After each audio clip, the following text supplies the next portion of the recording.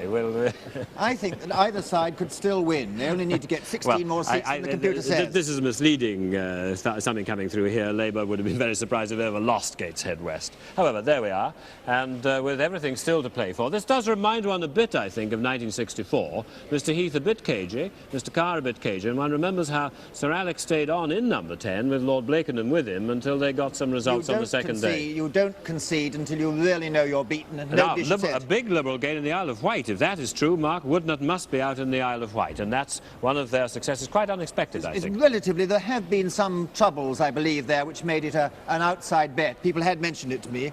I believe the New Forest might go like the Isle of Wight across the Solent, but I don't know. Well, it is a night of very curious results, and we should perhaps warn you that if you're of a nervous disposition, the lead may change hands once or twice, and you may find some strongholds going to the other side. Well, let's pick up on what's been happening. Go to some results up there in Manchester, and indeed just over from Liverpool.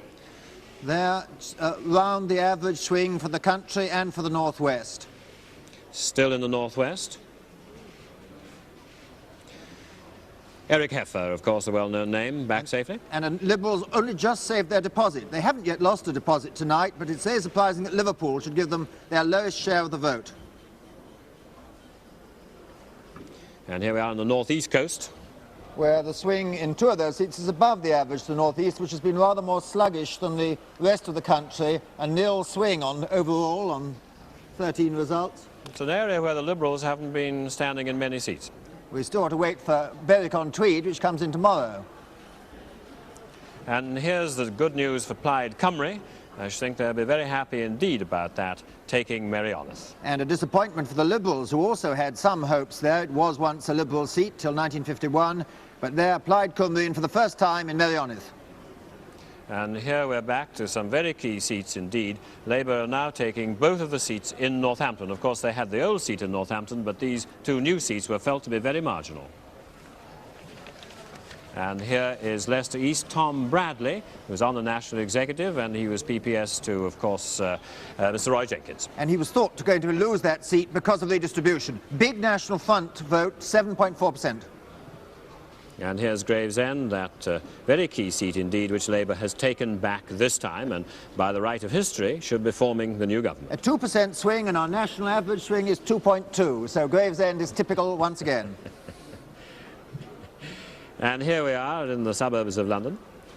And there is Hornchurch, the Alan Williams back, with a comfortable majority in a redistributed seat, which has switched from Conservative to Labour by redistribution alone. And Strauss will be the father of the House back. And in Leighton Brown McGee, who will be known on television, taking Gordon Walker's seat, and Mr. Gordon Walker retiring. And here in Hornsey, Conservative whip Mr. Rossi back, and in Beckenham, Mr. Philip Goodhart. Those were lowish Liberal votes by tonight's standards, all around 20%. The higher swings of the West Midlands. And now let's go to the disaster area for the Conservatives tonight in the Midlands, although Mr. Reger has held his seat in Birmingham Hall Green. In the Midlands as a whole, the swing is now down to 4.4%, but that's 1.5% more than any other area. These are about the average for the area. And Labour has just taken Birmingham Yardley, so they are doing well there, I think.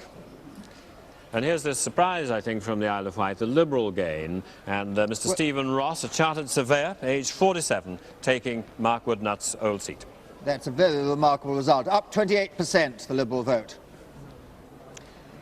And with some news of Labour taking Norwich South, so that means that Tom Stutterford is out there. He'd been a critic of Mr. Heath over the miners, but Labour has taken that. Let's look now at the role of Labour's success so far. Keighley, Luton East, Stockport North, Battersea South, Ilford South, Whalley East, Dudley West, Bolton East, Plymouth Devonport and Birmingham Handsworth. And of course we've been hearing of further Labour gains tonight, that very surprising one in Murray and Nairn, the outsider of 3 coming in, and picking up Birmingham Perry Bar. Yardley is to follow. Leicester East, Gravesend, the swing seat. Liverpool Garston, again they're straight from the Conservatives. Preston South, and so what happens in Preston North. Northampton North and Nottingham West. And now Michael Charlton, who has of course been with Mr. Wilson over the past 2 days, is there at Huyton and is talking to Mr. Wilson now. Mr. Wilson, everybody, I think, must contrast the way you look now with the way you looked earlier today. And if I may say so, there's an enormous transformation in your whole bearing and attitude tonight. Was it really a big surprise to you to find yourself in this position? I should tell you that after touring my constituency, I went to bed and had a good sleep. Now, that helped. It always helps with me. It's a great restorative.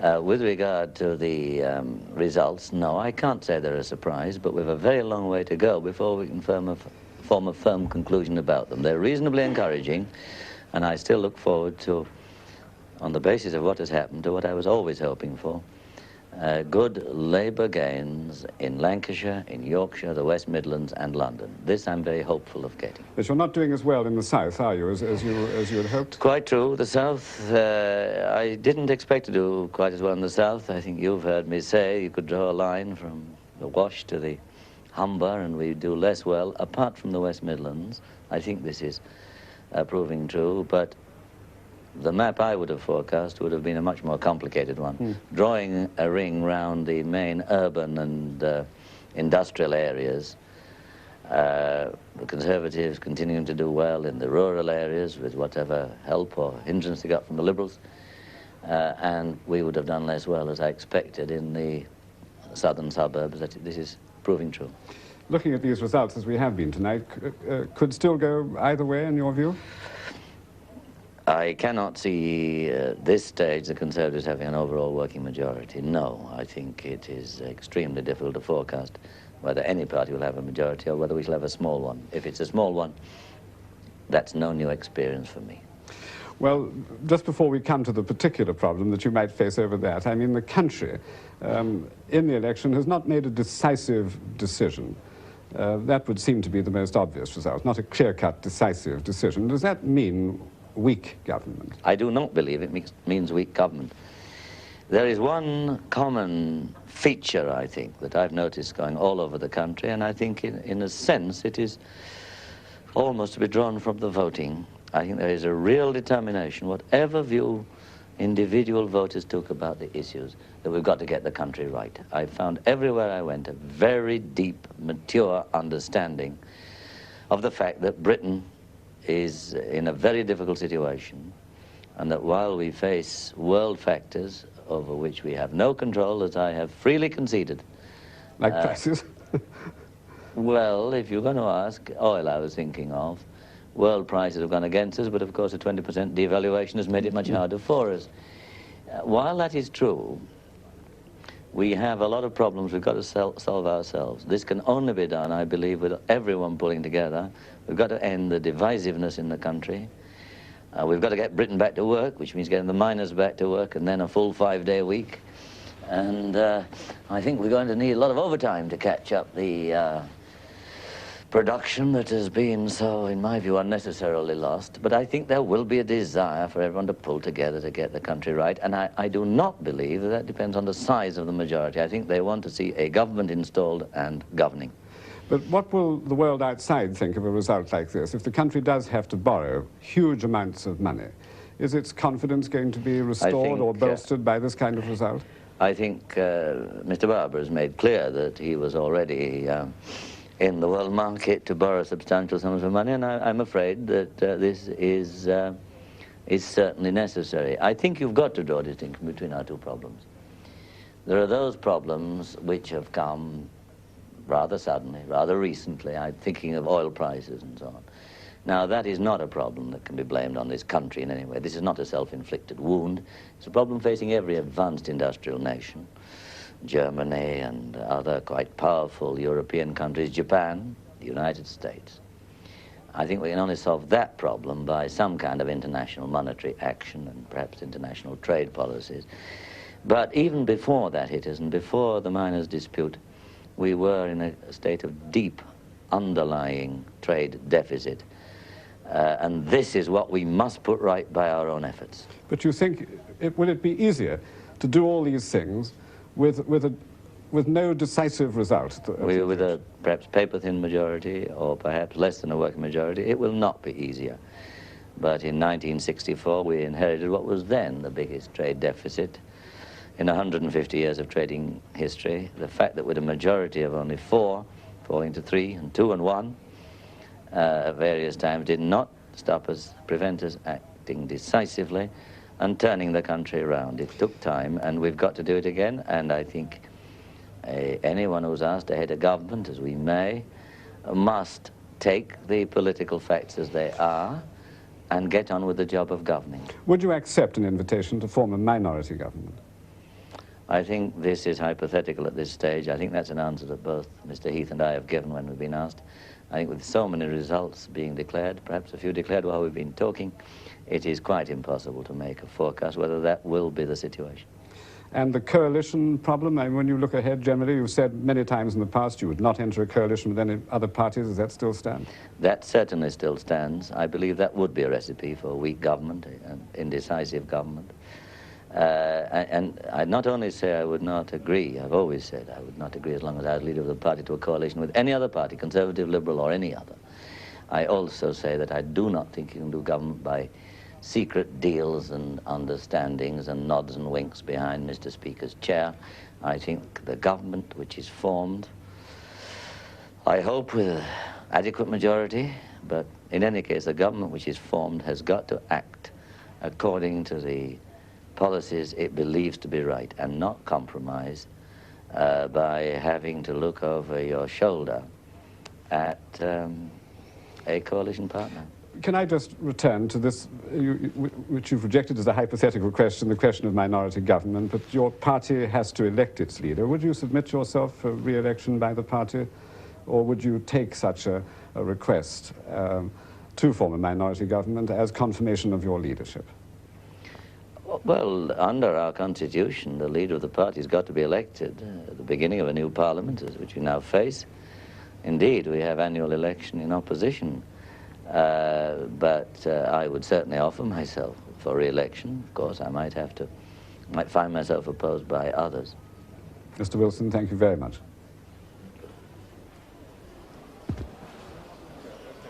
And Mr. Wilson speaking there about the very serious issues which face the country and which face all its leading politicians and which will indeed face the Queen when she returns, of course, as she does later this morning.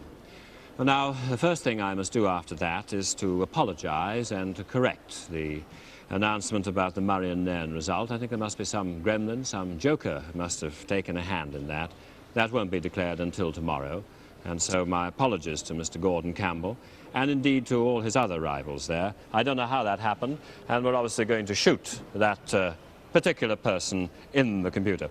You'll see one or two things which have happened tonight in which Labour have taken Yardley there. They've also held on to Huddersfield West after a recount. That was a Labour seat, and they're obviously in some trouble.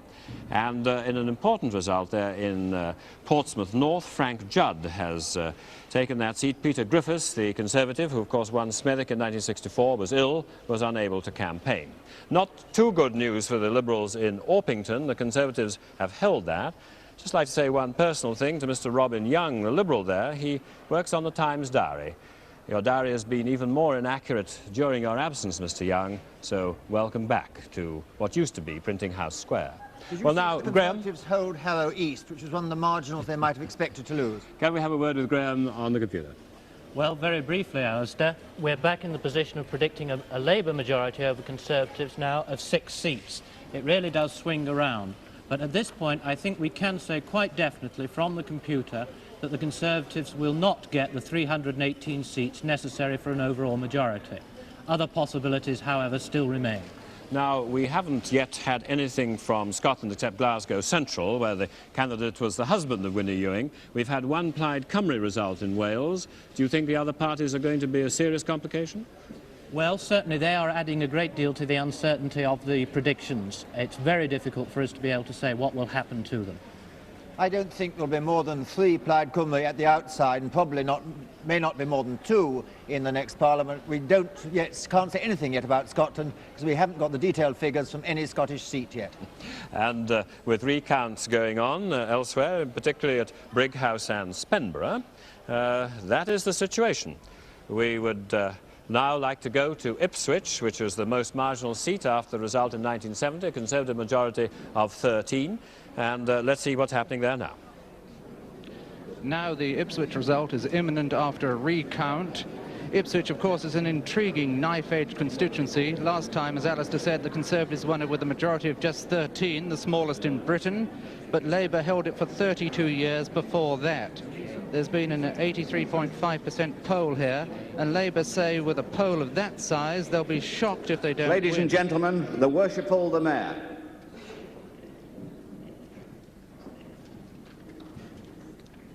Ipswich constituency.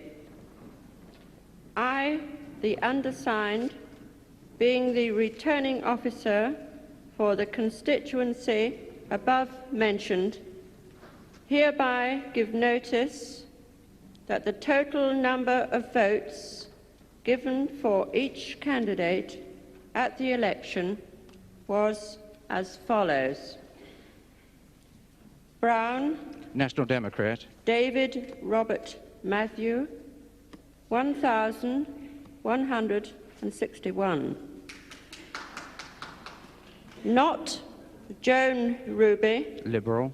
11,857.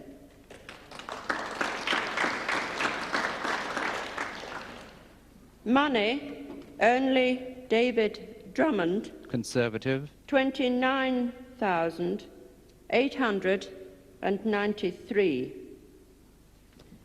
Weech, Kenneth Thomas, Labour. 29,634. And that the undermentioned person has been duly elected to serve as member for the said constituency, Ernley David Drummond Money. 0.2% swing to the Conservatives at Ipswich enables them to hold on to what was the most marginal seat last time. It's most marginal again this time. Liberals only get 16% of the vote there. Well, he must feel a rich man, actually. He only had 13 last time. I'm going to make a little prediction. I think there'll be another general election quite soon. Well, I enjoy general elections. I'm all for them, but I'm not sure if our viewers do. All right, I wonder if we can see that particular result from Ipswich. And here we are, there's Ernle Money's result, and of course it goes from 13 to 259. He probably thinks he's in a safe seat. Let's have a look at one or two other results. With the news, Peter Shaw is back in Stepney and Poplar. And here's Norwich South. This is a Conservative loss, Tom Stutterford. Yes. And he took it last time, he's lost it this time, but again very narrowly. Small swing in East Anglia. And here's the Birmingham Yardley result. And there's Sid Tierney, he's a shop worker, taking the seat from Derek Coombs. Third Conservative gain in Birmingham. Coventry South West. This was the Conservatives' best hope of a gain in Coventry. It's now got 4 seats, but it's not firmly Labour, it's Labour by 513. Here's Frank Judd, his defeat of Mr. Peter Griffiths, but Mr. Griffiths spent most of the time on a sickbed. But Mr. Judd defied the swing last time, he's defied it again this time. And here's a good result for Labour. Philip Whitehead had been thought to lose Derby North because of redistribution, but he has held it. We reckon that is about a 5% swing to Labour. Here's Thornaby, John Sutcliffe, who took Middlesbrough West last time, failing to hold this revised seat. And that represents a low swing. The North West has had a lower swing to Labour, but it is enough to give him the seat.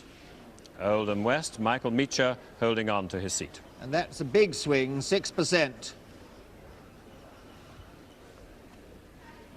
So, there we are, and who knows what the result of this election is finally going to be. But let's look at the state of the parties. Conservatives holding Duncan Sands' old seat.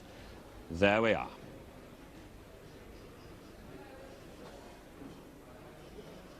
And with that, the situation now at 5 minutes after 2 in the morning. But nobody's saying that anybody can form a firm government. Let's go and see how all this news is being taken in Trafalgar Square with Desmond Wilcox. Well, it's been, I don't know how the party leaders are bearing up under the toing and froing of the news, but the soggy crowd here in Trafalgar Square are doing more than bear up, as you can see and hear. I think I'm going to have to withdraw one small prediction of my own about people going into the fountain.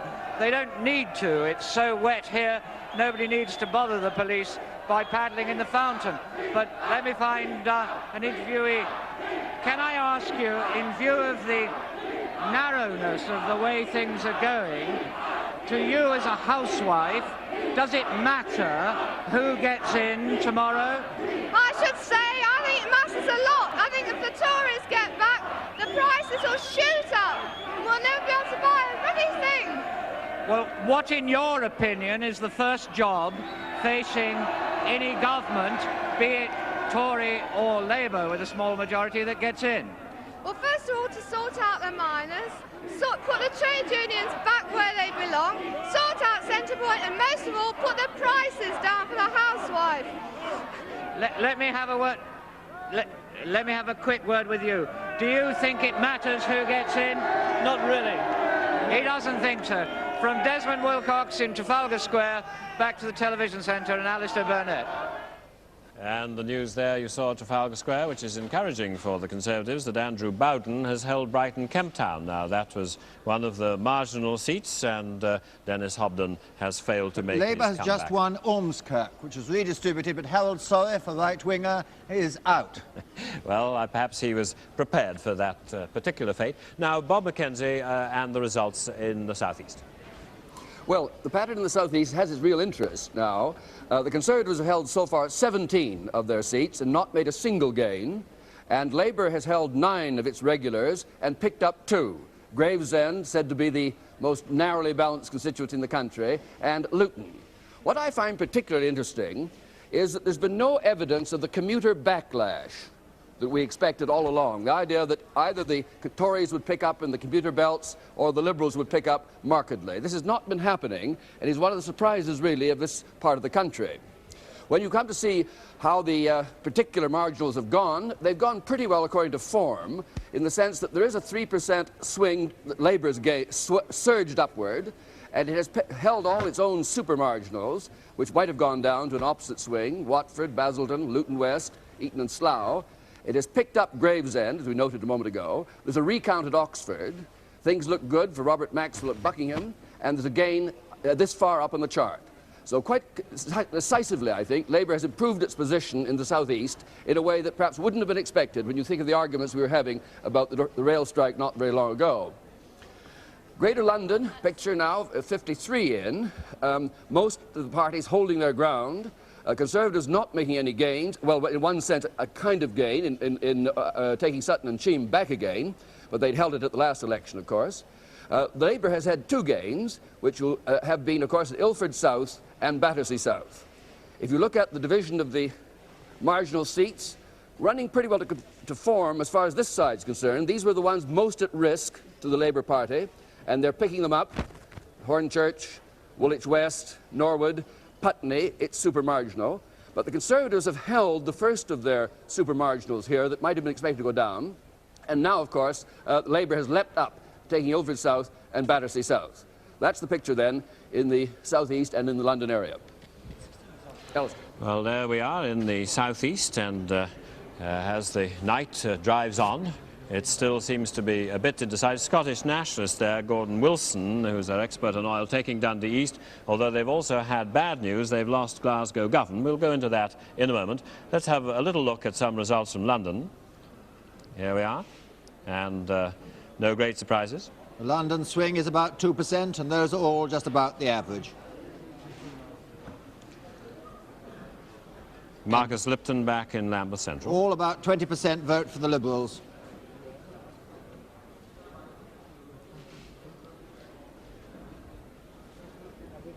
And Tunbridge and Malling, this is a new seat, but it would have been surprising if the Conservatives hadn't taken it. The Liberals are second with 27% of the vote.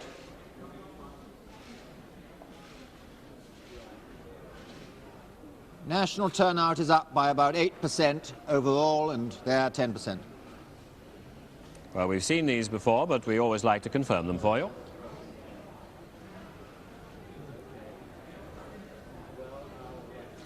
All right, that's the situation then in the southeast. No great surprises there, but there's been a night of some ups and downs for all the parties. They all have perhaps the odd wound to show. The Liberals perhaps at Sutton and Cheam, and the Tories holding on here and there in Uxbridge, where they might otherwise have thought, and indeed in Upminster, a little bit of surprise there, David, that they should hold on to these seats. This is a very ragged election, isn't it, in many ways? Well, in some ways, and yet when I look at the actual regional pattern, it really is extraordinarily uniform. The swing in virtually every area is about the same. Scotland seems to be rather, we've got 16 results in from Scotland, we haven't shown them all, a slight swing to the Conservatives, perhaps by the Nationalists cutting into the Labour vote, and in Wales a slight swing to the Conservatives, particularly in marginal seats. I think they are holding on to those 2 ones in Cardiff North that they might well have worried about. Now, is this organisation, do you think, in some of these marginals? No, I don't really believe it's organisation. I think it's mainly a response to the national issues in a different way. I mean, life is different. You've got the nationalist vote cutting in, the different problems of the south, of Wales and Scotland and the southwest. They don't feel part of the great central English belt. Or, actually, it's the West Midlands that is the other deviant one. That's a high swing, and 9 of Labour's 23 gains are in the West Midlands. Well, there's Enoch, and he'll be sitting in Eaton Square tonight saying he's responsible. So, there we are, but there's many more results to come, and we don't know the answer.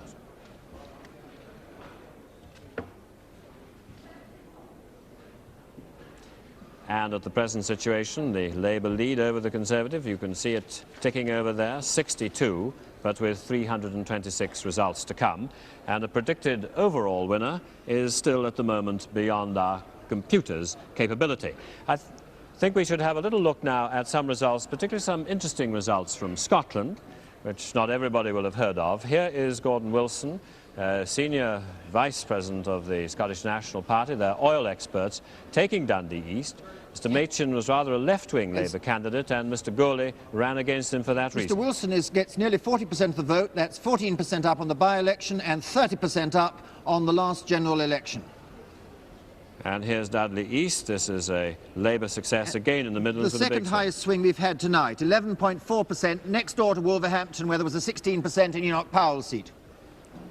And here are the Conservatives holding this seat in Cardiff North West. I think they expected to take it, but they take it comfortably. And a swing of 4% to the Conservatives. Then when the word isn't mentioned after swing, it means it's to the Conservatives. And that means the recount in Cardiff North must leave the Conservatives gaining a seat there.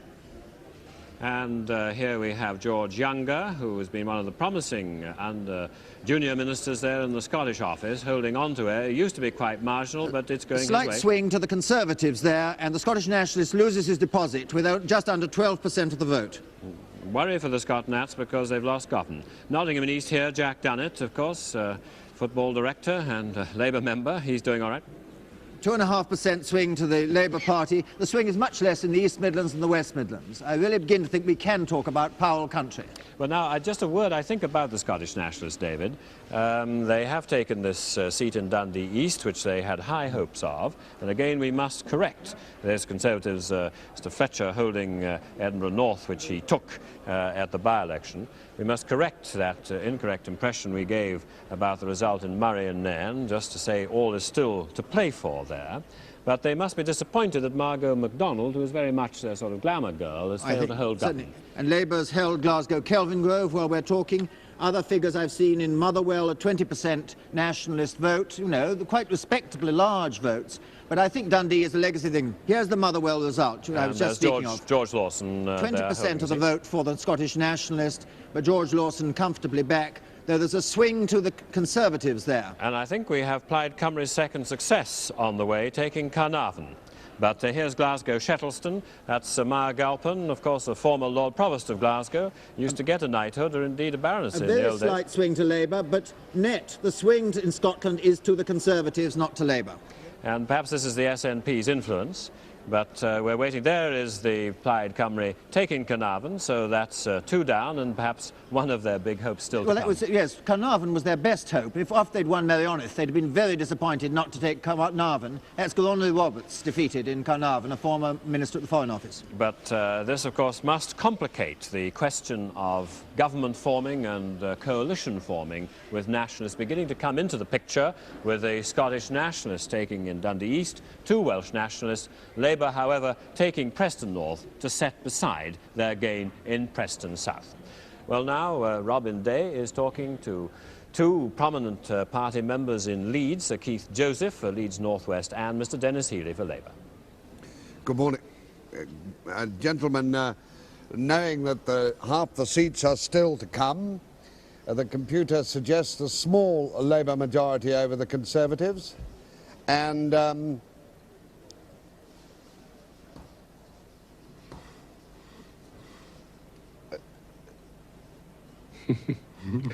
make your mind up. Awkward. If I may just continue, the Labour majority on our computer prediction is 5, and the Liberals have got 13, and the Labour 306, Conservatives 301. Now, we know this can change, but Mr Healey, how do you view the possibility, at any rate, of a Labour minority government?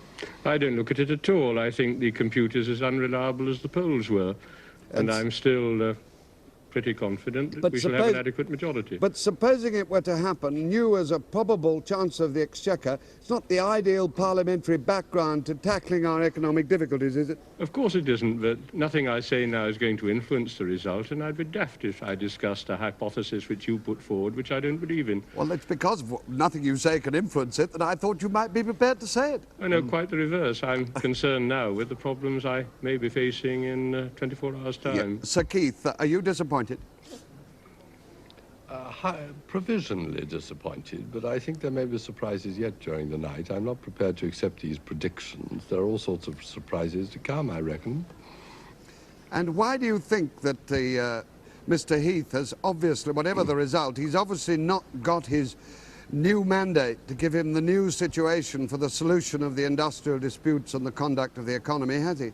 I think it's certainly very sad for the country if there isn't a decisive majority for a government. What do you think about that, Mr Healey? Do you think it is sad if there's not a decisive decision? It would be a great pity. I think the one thing that's already certain is that Mr Heath made a quite disastrous miscalculation. If in fact there was an indecisive result from the general election, I think that history will blame him, because I think the problems faced by whoever forms the next government would perhaps be very, very difficult to deal with. But as I said earlier, I myself believe that we shall have a decisive result, and I certainly hope so. One more question, gentlemen. Whatever the result, is there not a message to both of you, or rather to both your parties, in the Liberal increase? Mr Healey?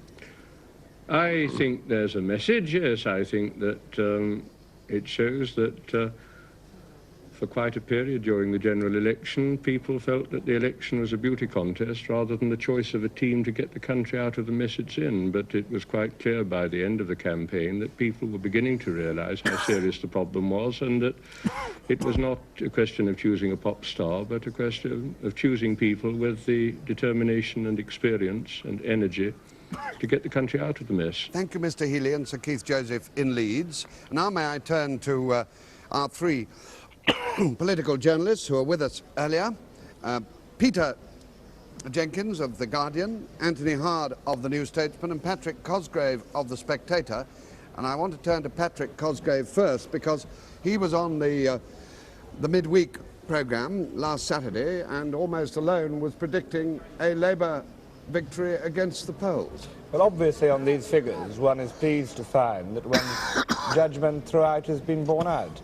I have never thought it remotely possible that the Conservative Party under Mr Heath could win a general election held this year. I still think that as the computer goes on recording results this evening, we will gradually see the emergence of a Labour majority. But my 2 tips have always been either a Labour majority or a minority government. I've never thought a Conservative win remotely possible. Anthony Hard, how do you see the evening so far? Well, I think it looks to me more likely that it will be a minority government than an effective Labour working majority, and I'm sorry about that. But I agree with Patrick, it's not only against the polls. You know, I've sat here tonight really taking some comfort from the fact that with very, very few exceptions, the IPC papers, my own paper, The New Statesman, every single battery of assault was brought to bear on the electorate, telling them they had to elect Mr. Heath. And I'm delighted when the press gets a bloody nose, and it gives me great comfort to see it really with a good deal of blood all over its face tonight. Do you think that the people are giving you a bloody nose because you said not long ago that Mr. Wilson has sunk to a position where his very presence in Labour's leadership pollutes the atmosphere of politics? I think that's a perfectly fair question. I think I have to say quite plainly that if Mr. Wilson had not been leader of the Labour Party, I think we might more easily have seen an effective Labour majority. But I'm delighted if he's going to be Prime Minister. I think that Harold Wilson came out and fought a really cracking campaign, and that you know, he must be given the credit for the fact that Labour has closed the gap against the odds. What I think is absolutely fascinating about this election is that it is almost as if the voters have said, let us have a dead heat, and they have to be very clever and very cunning to achieve that result. But you've seen it in the way in which the Liberal vote has been very large, but particularly in stronghold seats on one side or the other, and in the marginals it's been much closer. Well, thank you, gentlemen. We look forward to hearing from you again. Alistair? And the computer is beginning, I think, to settle down with half the results in now, beginning to settle down to what looks like a deadlock situation. Some interesting results while we were talking there. Well, let's get these out of the way first. No very great surprise there, except in Northampton South, the Conservatives have taken that marginal seat. That means the unfortunate Mr. John Dilks, who was beaten by Mr. Dick de Verne in Lincoln, has failed again to get into Parliament. We reckon that a slight swing for the Conservatives. And there we have some seats good for Labour there, both Bradford West and Dartford. But in fact, hardly any swing in any of them. Again, there, no particular surprise. Eric Moonman back in the old part of the old Billericay seat. In Conway there, the Conservative has put up his majority quite substantially. It must be a great relief to them to hold Conway and to hold Southampton Test. The Conservatives done very well in Wales. Here's one which is important. Mrs. Judith Hart, who would have lost a seat in 1970 as it's now constituted, has retained what is now almost a county seat in Lanark. She lost the best piece of it to East Kilbride. We're not quite sure about the 1970 calculations. It's guess what would happen then. And here's Carnarvon, the success of Mr. David Wigley, who is an industrial economist and the second Plaid Cymru gain of the night. His vote jumps 7%. He got the best share of the vote of any Plaid Cymru candidate last time. It's a very impressive result, though. And here's Labour taking the second seat in Preston. They have done well in that part of Lancashire. I think they've got another success coming up from Brighouse and Spenborough. Here's Hampstead, however, Mr. Finsberg, who's really on the pro-Israeli side of the Conservative Party, but one of their bright young men. That swing is to the Conservatives. 2% swing to the Conservatives against the tide in Hampstead. Manchester Marseille, this is one the Conservatives would have expected to lose through the boundary commissioners as much as anything else. But still, there was quite a big movement there, a 3% swing to Labour, we think. 22% of the vote for Liberal. Now we have Mr. Charles Morrison back in Devizes and Mr. Paul Dean in Somerset But North. a very impressive Liberal vote in Devizes, which might mean that Chippenham would be in danger next door. And we, with the news that there's a recount at Aldridge and Brown Hills, that's Pat Hornsby-Smith's new seat up there in the Midlands, although, of course, her old seat was actually held by the Conservatives. Let's have another word now. We've had so many controversies. Now, Graham, what's the latest from the front? Well, we've over half the results in now, and here are the predictions. Conservatives 300, Labour 307, Liberals 13, and other parties also about 13. The figure of 307 means that the Labour Party are expected to be 11 short of the 318 seats needed to form a government. The computer predicts that the most likely result of this election is that the Liberals and other parties will hold the balance. I don't know whether that's good news for anybody or not. We'll go now to Brentford and Isleworth, where there's a very closely fought seat in West London.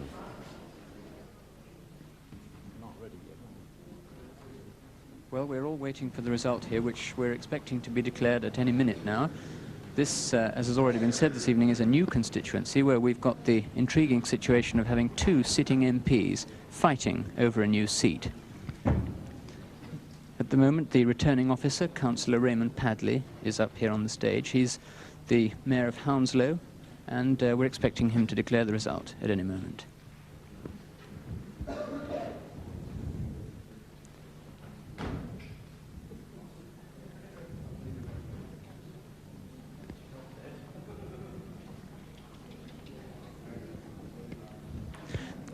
This is a constituency in which the issues haven't really been fought on the national policies.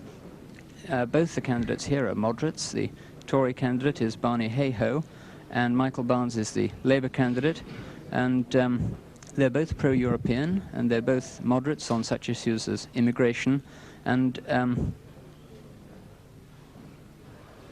well, that is, of course, an interesting seat there, two sitting members and fighting it out toe-to-toe.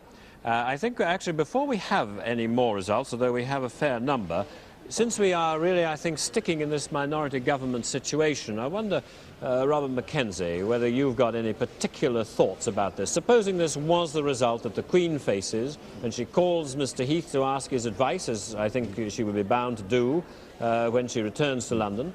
What's your view on this? Well, of course, he has every right to meet Parliament and to be defeated, or to find out whether the Liberals might be prepared to sustain him.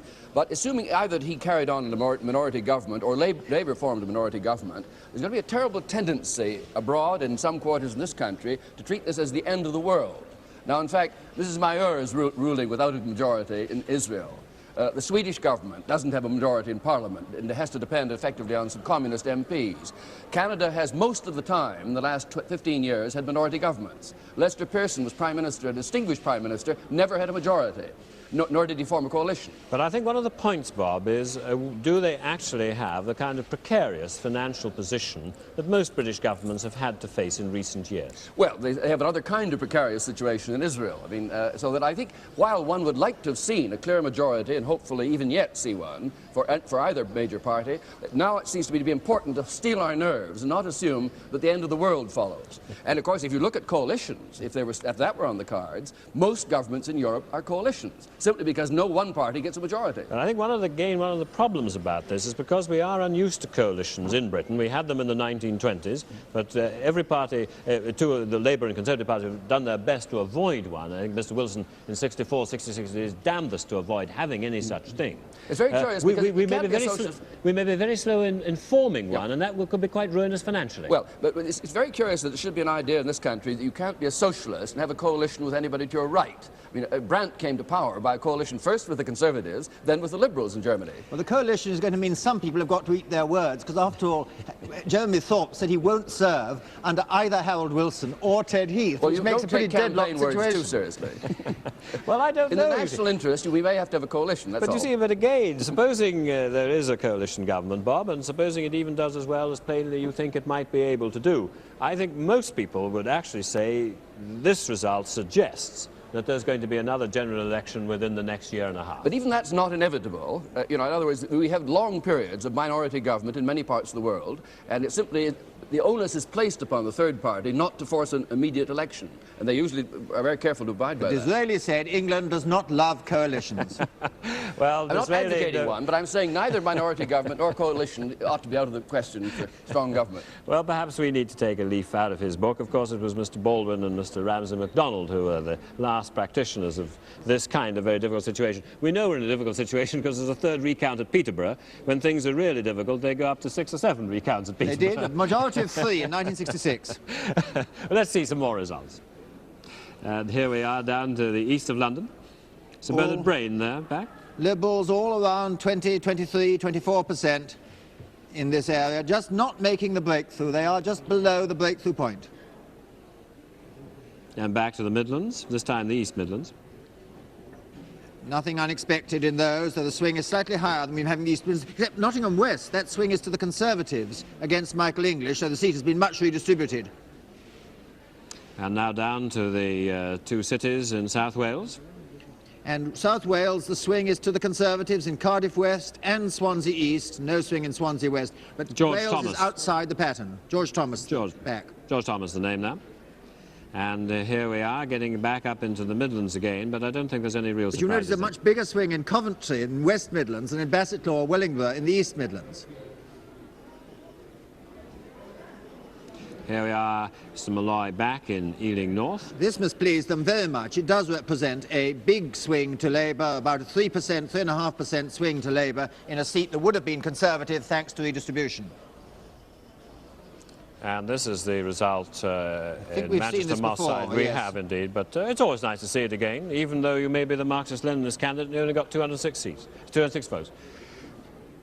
And here's the Conservatives holding Cardiff North may quite have safely. upset people beginning by saying there was a recount there. I don't know why there should be a recount on those votes. Is the Liberal saving a deposit? No, the Liberal did very well. He got 20% of the vote. Here's one of the Conservatives' successes in West London, Sir George Young. But that's thanks to redistribution. Mr. Spearing was bound to lose on those redistribution. There was actually a slight swing to Labour. And now in Pembroke, oh, we haven't got the Pembroke result, but just to say there, the Conservatives have held Pembroke. Right against the tide. They were all thought certain to lose it. Mr. Nick Edwards there, who took it because it was Desmond Donnelly was fighting his old seat against Labour, so there were two Labour candidates last time. Nicholas Edwards squeaked through and took it, and he's held it this time. Yes, well, it is this swing in Wales. Labour has lost 2 seats to Plaid Cymru and gained nothing of the seats it hoped to gain from the Conservatives. Alex Lyon back in York there. Used to be marginal in the old days, but not since he's been sitting there. Let's look at that Pembroke result. And there we are with, in fact, Plaid Cymru doing extremely badly and losing a deposit. Well, you don't expect English. It's called English Wales. They don't speak Welsh in most of Pembrokeshire. Oh, well, we're not going to forecast any civil war. More results here. Here's Mr. Colin Jackson coming back again. Of course, he is Fort Brighouse and Spenbury, who's a member for 64 to 70. Then Mr. Wilfred Proudfoot took it, and now Mr. Proudfoot is down. It's accustomed to recounts. It had the narrowest majority in 1959, 55, I think.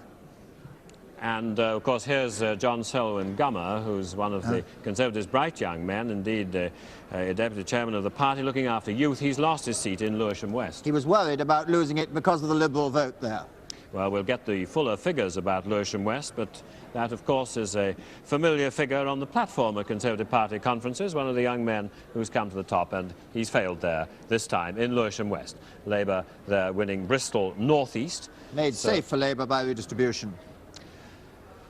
Well, what we're waiting now is for some great stroke coming down from Mount Olympus, which may save the parties. I think the Conservatives and Labour would like to be saved from actually having a minority government or a coalition government, despite what Robert Mackenzie said. Labour holding Gateshead East. They'd be surprised indeed if they had lost that particular one. We've got another 90 seats to come tonight, so there's still quite a lot to play for. But, of course, we haven't heard from agricultural seats and the sort of places where the Liberals might specially hope to do well, down in the West Country, for example. And we haven't heard very much from Scotland, and certainly rural Scotland. A little look at the state of the parties now and how we stand, with Labour, of course, clearly ahead at this stage of the night and their gains beginning to show up. Perhaps the little surprise there that there are only, in fact, 3 Liberal gains so far tonight. Here's the full result in Preston North, Labour taking that seat and regaining control over both parts of the town. Both of them with a 4% swing. You plainly have to live on a knife edge there in that situation. Well, now, Bob, what do you think is likely to turn up tonight, which could, in fact, stop a minority government happening in Britain? Well, there's one point I'd like to make, is we worked out earlier that the Labour Party needed to be 72 seats ahead of the Conservatives by the time we went off the air tonight, or 70 approximately. They're 70 seats ahead at the moment. Now, if they can hold that 70-seat lead they've got at the moment, 72 there, they probably have guaranteed the destruction of the Heath majority. They will not, however, they'll be quite a long way still from a working majority, and indeed it's entirely likely that the combination of the Liberals, the Scottish nationalists, the Welsh nationalists, Northern Ireland independents of various kinds, together will hold the balance of power. It's not inevitable, but quite likely on present form. And that raises problems that everybody ought to be thinking about. We've been accustomed to a three-party parliament. We're going to have about a seven-party parliament. With all the Northern Ireland species, we might have a 9 or 10-party parliament That's exactly the kind of parliament in Europe which leads to either minority government or coalition. Well, and of course, but this is a very different situation, I think, with the Northern Ireland point, which David has made, with people shouting that it's Scotland's oil. After all, I think a lot of politicians in the south here in England felt that if they could win this election, they were liable to stay in power for a long time because of North Sea oil. But it's all still to play for. Here's Lewisham West, and here's Mr. Chris Price, who was Labour MP for Birmingham Perry Bar from 1960 to 70, coming back here. He's a journalist now, former teacher, and Mr. John Selwyn Gummer going down. And I suspect he'll bounce back somewhere. The Liberals only got 16% of the vote there. And, well, now, with those results, Robin Day is talking to, I imagine, two slightly disappointed Liberals in Liverpool. Robin. And with me in Liverpool are Mr. Cyril Carr, former chairman of the Liberal Party, and Mr. Trevor Jones, former president of the Liberal Party. And gentlemen, you both came third. Now, what happened to Jones the vote? Now, I can't hear. Sorry, I can't hear you, Mr. Jones. It's not your fault, because I could see that you're speaking, and I'll go back to Alistair and we'll come and pick you up later. My apologies. Well, that's rather bad luck. It's the kind of moment when you really do want to have an explanation ready. There's news for the Conservatives that Tom Iremonger has held Ilford North after a recount. Yet another example of how, although there is a clear swing to the Labour Party, the Tories are resisting, and indeed perhaps it's their resistance which is deadlocking the present situation. While we're waiting to go back to Liverpool, a look at one or two results. Sheffield-Heeley, and we've made that joke about Mr. Hooley before, but it's still quite a good one. 17% of the vote for the Liberals. And here's Birmingham Erdington. Not much of a sensation there. National Front has been running badly tonight.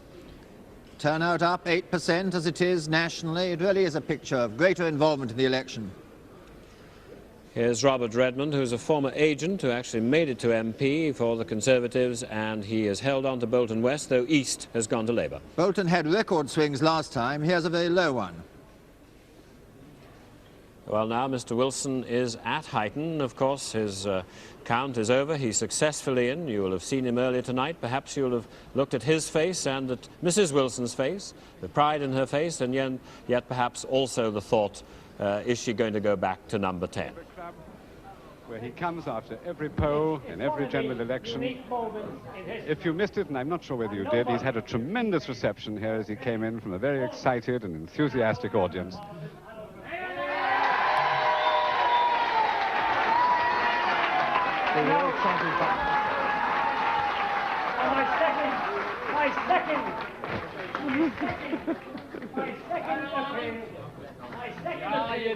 The problem is time with the usual heightened response, because obviously, in view of the manner and the way in which the news is travelling at the moment, it is important that both Harold and Mary are able to get away within a reasonable time.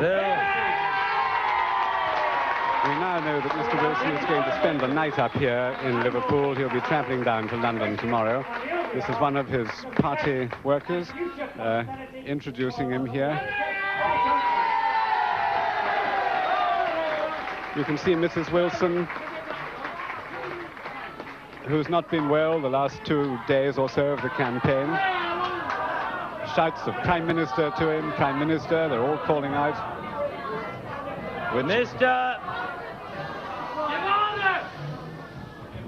Mr. Chairman, and Peter, and Arthur. Where is Arthur? Get him up here. Oh, get him up. Arthur Smith, come on, Arthur. And friends.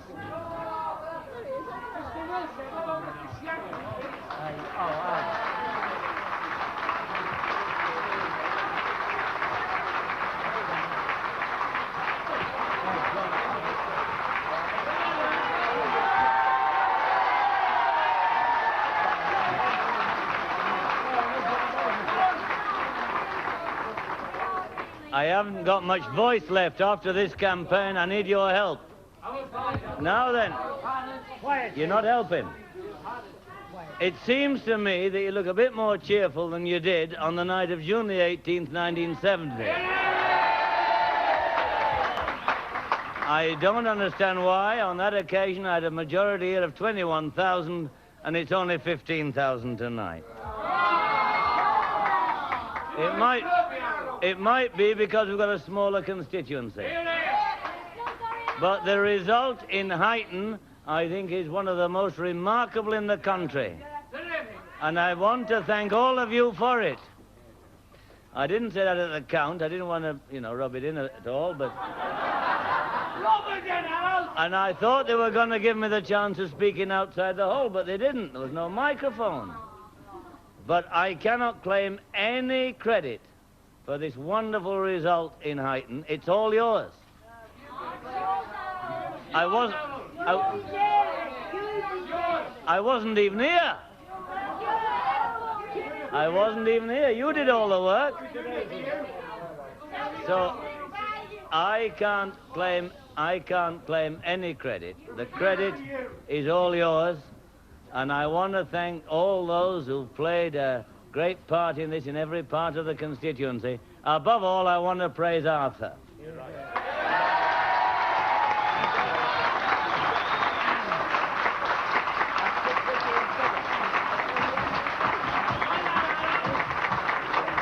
We knew that we must expect a reduction in our majority. Arthur, who's a cautious fellow, told me our majority would be 8,000. You nearly doubled it between you.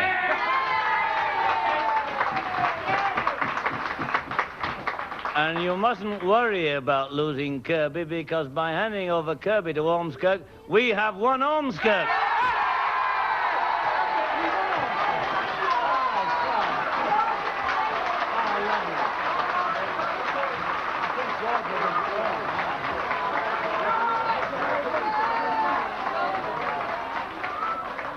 And you carried the burden of losing Kirby.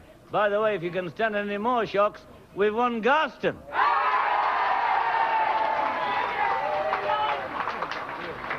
And I'll be surprised if we haven't won Bebington, but we haven't heard the news yet. Have we? What have we done? I'm very glad about that. I went to school in Bebington. Now then, I'm not going to say anything tonight about the national position. The results are still coming through. Many of them are reasonably encouraging.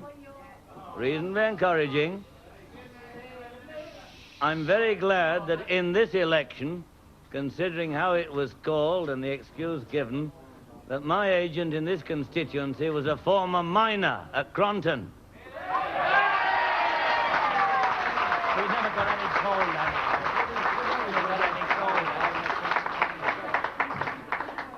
And whatever government is formed as a result of this election, whatever party it might be, its first job must be to get the miners back to work.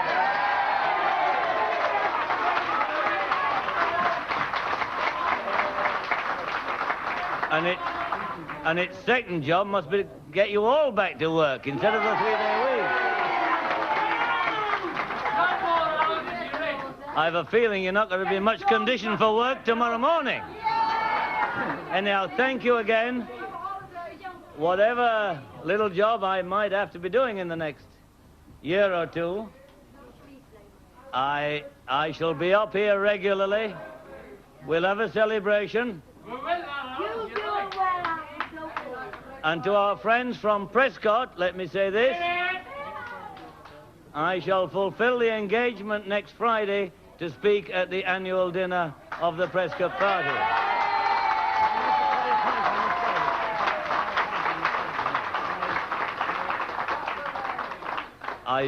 It would be wrong for me to mention any of the local parties who have done so much in this campaign, or any individuals.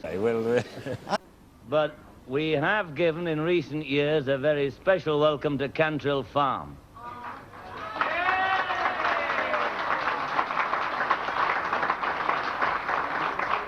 They worked hard. They have been comrades in every sense of the word, and they played their fullest possible part in this victory and in helping to offset the loss of Kirby. Thank you again all.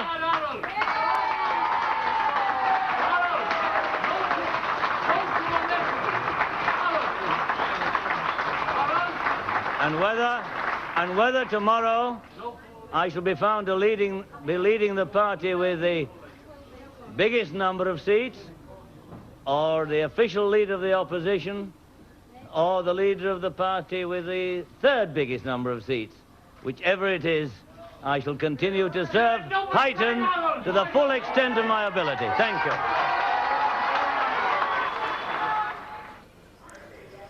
Mr. Wilson talking about the little job that he may or indeed may not have in a week's time. But this is a very remarkable result, and one which must cause considerable worry to all the senior politicians.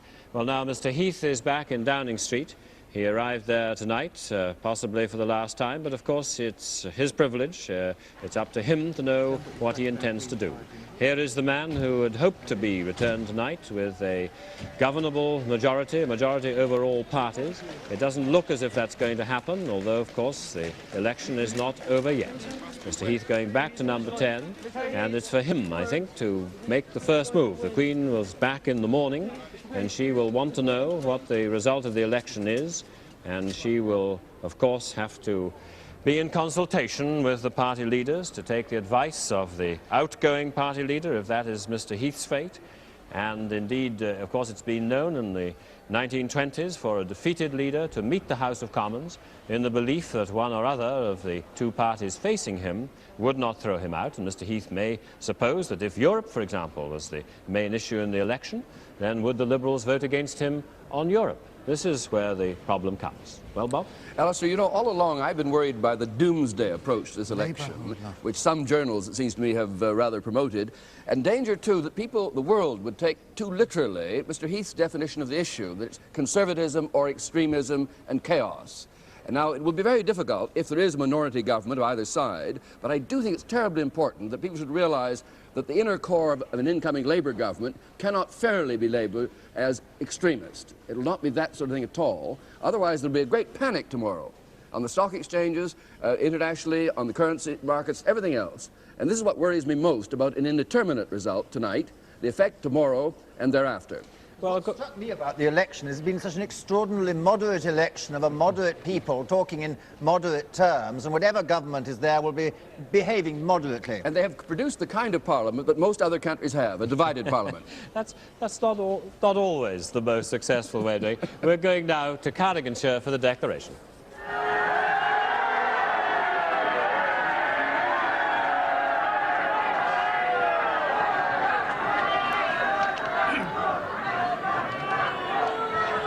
Returning officer here is Mr. Gareth Wall-Rees, the High Sheriff of Cardigan.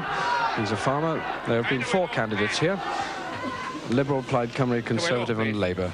Here comes the result. Etholiad Seneddol, Etholaeth Ceredigion. Ceredigion, Rwy Cardigan. fi sydd am henw isod y swyddog canlyniadau weithredol dros etholaeth Ceredigion, drwy hyn yn ysbysu fod cyfanrif y pleidleisiau a fwrwyd dros bob ymgeisydd yn yr etholiad fel y ganlyn.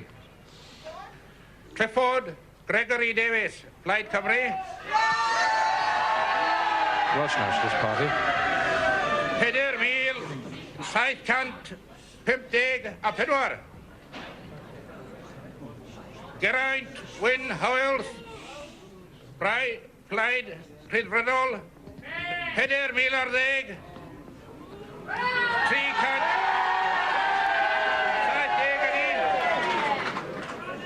14,000. Trevor Wilmot Llywelyn.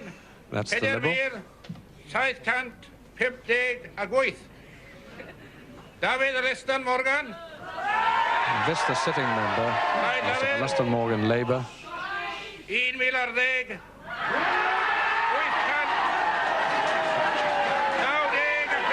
11,895. In English, that means that the seat has fallen to the Liberal. This is a Liberal gain from Labour in Cardigan. There's the new member, Mr. Geraint Howells, a farmer who farms about 12 miles up into the hills of Cardiganshire. Liberal gain at Cardigan. Ladies and gentlemen, I shall now do it in English. Well, this was a seat that had been Liberal for 80 years until 1966. Mr. Morgan came in. He's now been defeated by a local farmer who has very well known all through the constituency. The Liberals had great hopes of this seat, and Roddy Bowen's old seat has gone back to the Liberals. But my Welsh didn't enable me to get the figures or give you any percentages. What's the Welsh for swing, David? Welsh for swing? No, I'm not. Dim Cymraeg, that's my Welsh. No Welsh, that's all I I'm only saying. know that name of that railway station in North Wales, but anyhow, this is quite a night, of course, and a number of very remarkable results indeed. You've seen there how Labour has taken Middleton and Prestwich after a recount, and of course the Conservatives holding Dover and Deal, and indeed Brentford and Isleworth. Well, now, we had to interrupt our talk to the Liberals in Liverpool because of a little sound failure, but I think we've restored communication. Robin. And we're back with Mr. Cyril Carr, former chairman of the Liberal Party, and who was in Liverpool Wavertree, and Mr. Trevor Jones, former president of the Liberal Party, and who was in Liverpool Toxteth. And first of all, gentlemen, I won't put my original question. I will be more up to date and say, what do you think about the Cardigan result? We are delighted. Tell us about Mr. Geraint Howells. Well, Geraint, I remember going to Brussels with him. I got to know him quite well. We went to see the European commissioners, and he will be a great asset to the House of Commons. Well, now, you've had 3 gains, Isle of Wight, Hazel Grove and Cardigan, and if you call Rochdale a gain as regards the last election, how do you feel about the Liberals so far with 18.5% of the vote after 385 seats declared? Well, I feel that we're going to get about 5 million votes and maybe 15 seats. And I think the country will agree with me that if that is so, it will be a disgraceful reflection of the Liberal presence in this country, but it may be there'll be a rough justice in that the Liberal Party will have the balance of power and will have a great say in helping to solve the tremendous problems that face the country. Mr. Jones, what happened to Jones the vote in your constituency? Well, Third. he lost, didn't he? Yeah, it didn't do very well. Well, let's face it, we had a 3-week campaign, Robin. Yes. And we had a constituency in which we had one half held by the Liberal Party and the other half without any Liberal presence whatever. And we got, as a seat we hadn't fought since 1950. And I think we got a creditable result. Obviously, we're disappointed. We like to win. There's no such thing as a good second place in my book. And I think what's happened, really, is that the party woke up to the fact that the country was fed up with the other parties. It woke up to the fact far too late. Now, Mr. Carr has just spoken of the balance of power in Liberal hands being a kind of rough justice for the Liberals. But is it good for the country, do you think, in this very serious economic situation, to have a kind of government which might be unstable, despite Mr. Robert Mackenzie's enthusiasm for foreign-type coalitions? No, I don't think it's not going to be unfavourable to the country at all. I think the Liberals will exercise a moderating and a common-sense influence on the House of Commons. It's a great pity that there aren't a lot more Liberals there to do it. But let me ask you, but you're both, if I may call you that, grassroots Liberals, in the sense that you don't move primarily in the metropolitan sphere. What do you think yourself about the idea of a band of Liberals joining in a coalition? Are you against that, or do you think it's a good idea? Well, I don't think that the Liberal Party is about coalitions. It's about building a liberal society, and we want political power to do that. Now, if the other parties at long last see the light and go along the road that leads towards a liberal society, then... Thank you very much, Mr. Jones. Sorry we're brief, but there's a lot going on tonight. Good night. Good night. Good night, Robin. And of course, one of the indications that we are in a very considerable deadlock situation is the Scottish nationalists have taken Banff up there. This is a real result. This is not like the one that we gave from the next door seat of Murray and Nairn. A little disappointment for the Liberals. In Greenock and Port Glasgow, they failed to make very much headway, and Dr. Dixon Mabon is back there. But there was a Conservative this time. Last time it was a straight fight. That's why the Liberals had some hope of it. But we are now, I think, in a situation where it's going to be very hard indeed for any or either of the major parties to break out of the deadlock, or indeed for the Liberals perhaps to make much headway. We have not yet heard from Northern Ireland, but we are able to say that the Nationalists are making considerable headway in both Wales and Scotland. And this is the situation at this time, just coming up 5 minutes to 3.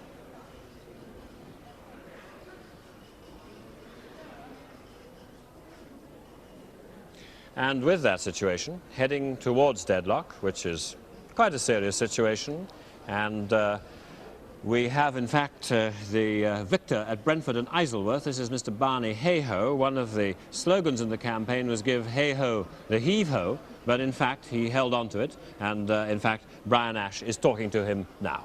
Well, Barney Hayhoe, you kept us in suspense here with your declaration, but now that we've heard the result, what's your reaction? Obviously delighted. The count was done slowly and took a long time, but clearly delighted by this result. I think most people who have followed this campaign have had, I think, a sympathy for both the MPs who were involved in it. Both of us have been good constituency members, and I found across party divisions there was really a genuine feeling of what a pity it was that in this constituency one or other of us had to lose. Well, obviously I'm very glad that I was the lucky one to win, and my supporters have done a magnificent job in getting this result for me tonight. Do you feel any regret at the fact that you've had to do it at the expense of another sitting member, Michael Barnes? Well, no regret. I mean, this is the democratic process. Alas, it was the vagaries of the Boundary Commission that drew the new constituency so that we two sitting MPs really had to fight each other. Neither of us were prepared to run away and find somewhere else. Both of us really were loyal to our constituents, and so we had this contest. Fine. Barney Hayhoe, thank you very much indeed. Congratulations. Thank you very much. Well, there's Barney Hayhoe, the victor in that very tightly fought seat there in West London. Michael Barnes, a pro-European Labour member who held on by the skin of his teeth last time, goes down this time.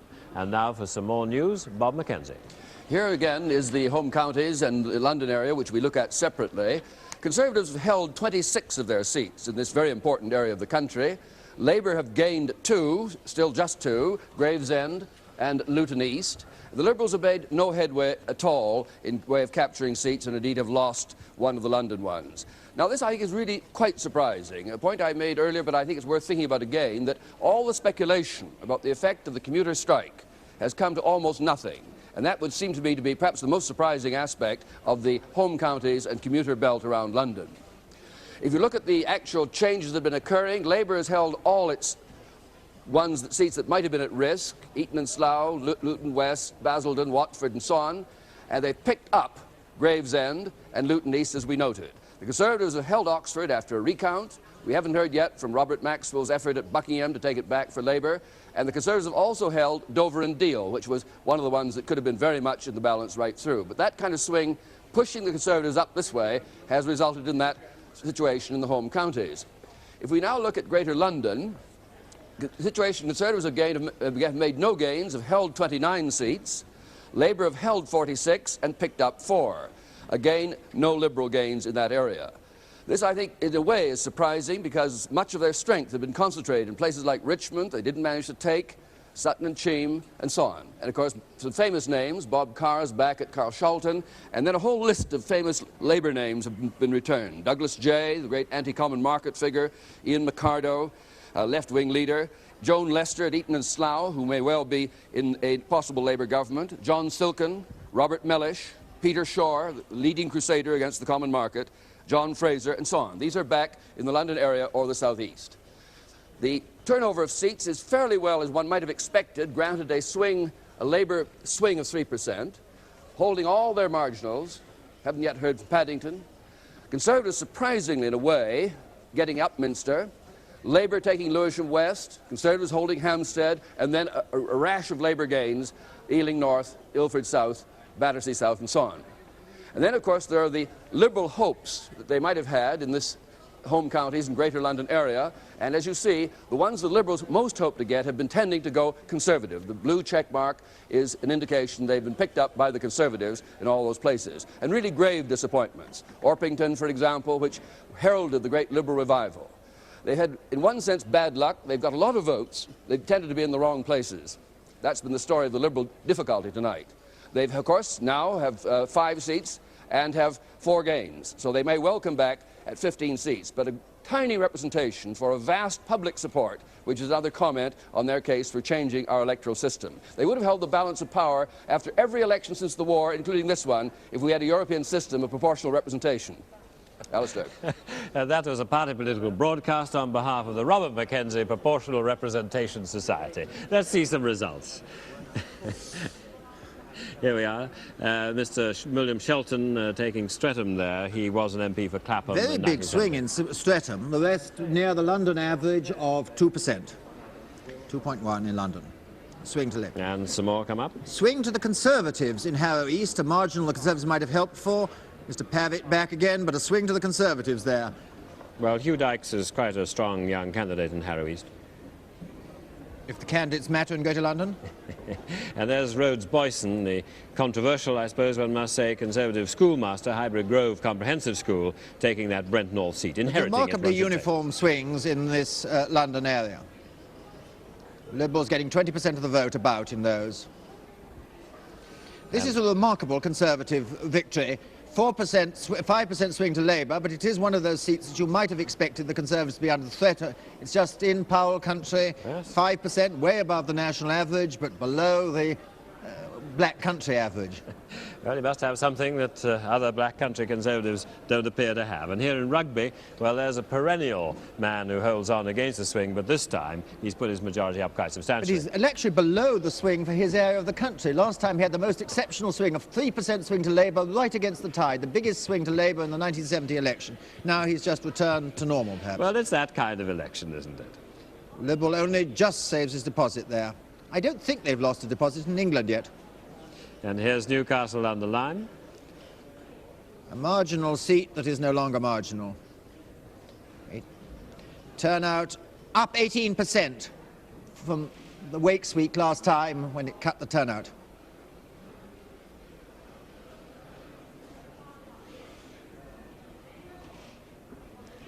And with the Conservative Labour lead over the Conservative, or the Conservative deficit against Labour 81, with 232 results to come.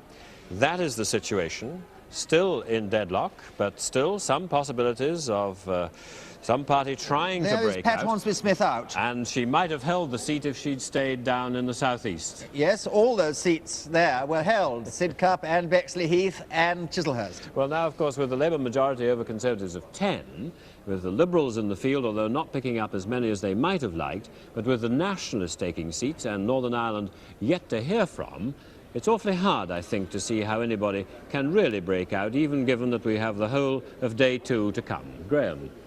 Yes, the computer has now got over 400 results in. The predictions have stayed very stable, but the uncertainty has diminished.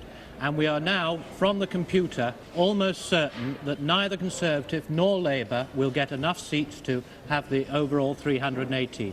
Accordingly, the Liberals and other parties are almost certain, according to the computer at this stage, to be holding the balance in the middle. We've got another 40 seats to hear from tonight, but virtually none of them are targets.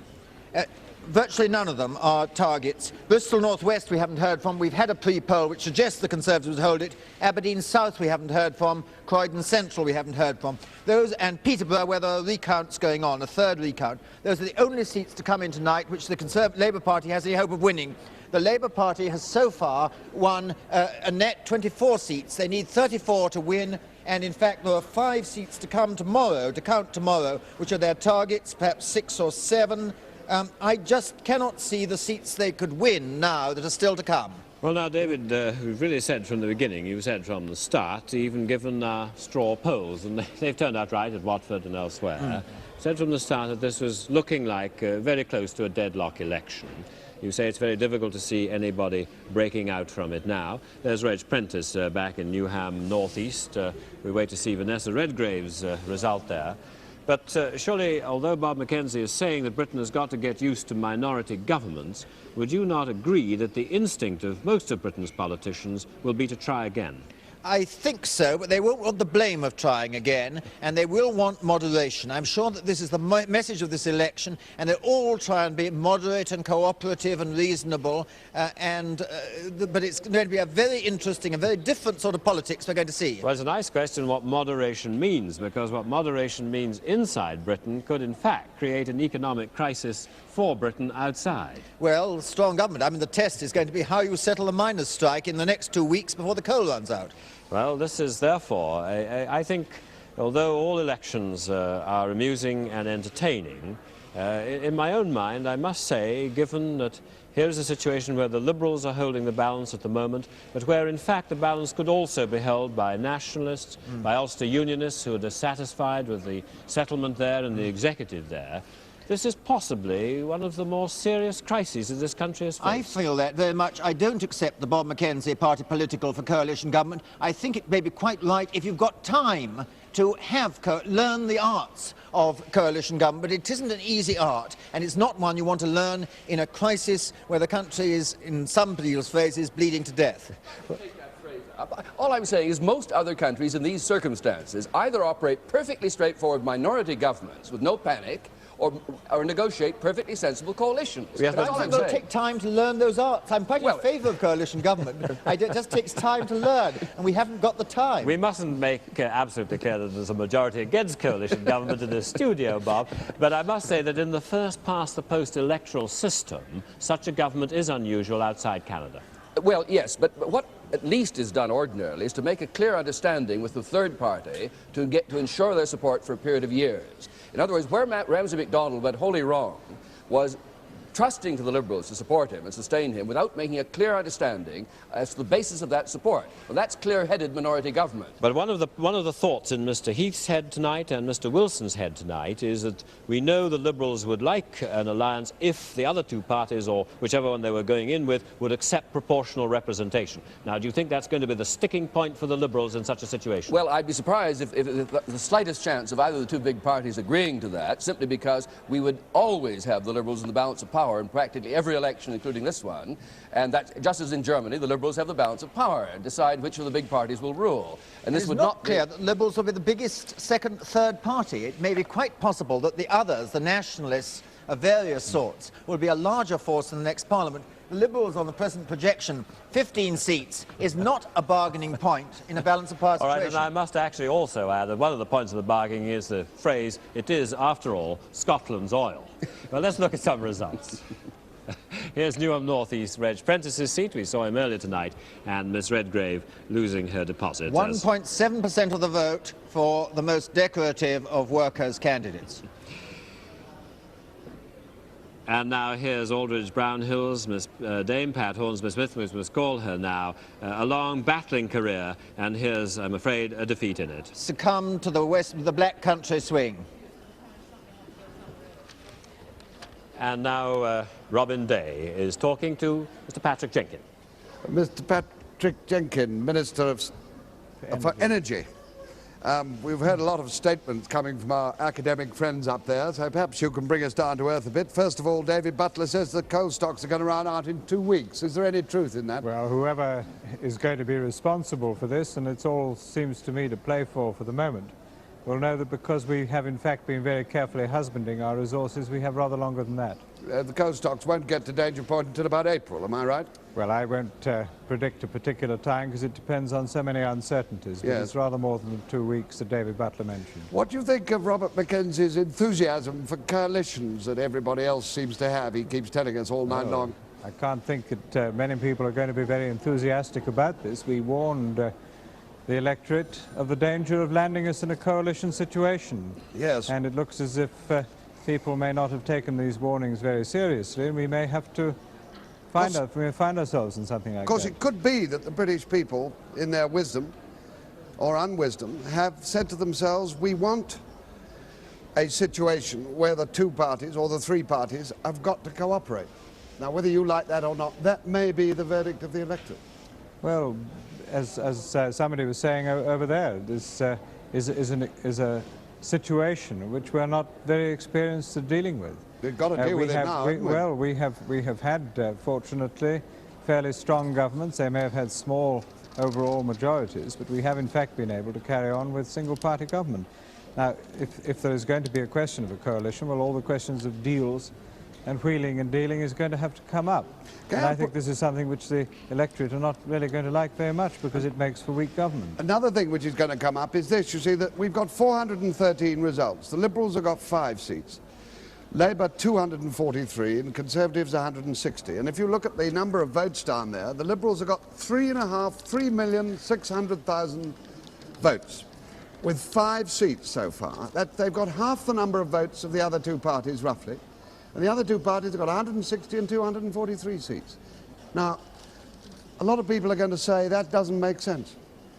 Well, they may say that, but the fact is that our Constitution has been based on the principle of winner takes all. And if we're going to start mucking about with it in order to try to produce the sort of arithmetical results which I think your question implies, we're going to have a very different constitutional setup. We're going to have something that looks much more like a number of countries on the Commonwealth, on the continent, whose political systems haven't always produced the most satisfactory results. I mean, it isn't in fact wholly fortuitous that the French Constitution has moved much nearer ours, because they found over a period of years that something that was intended to produce results proportional to the votes cast produced a series of weak governments which got the country into great difficulty. Thank you very much, Patrick Jenkins, Minister for Energy, for the time being at least. Thank you. Let's have a look at some of the results which have been piling up, and our computer is processing for us. Derby South is a good swing for Labour. The swing was big enough to save Philip Whitehead in Derby North. Derby South should have been safe Labour anyway. Huddersfield West is a very important one. They held on after a recount there in a, well, I don't know really why it was a recount, 600 majority.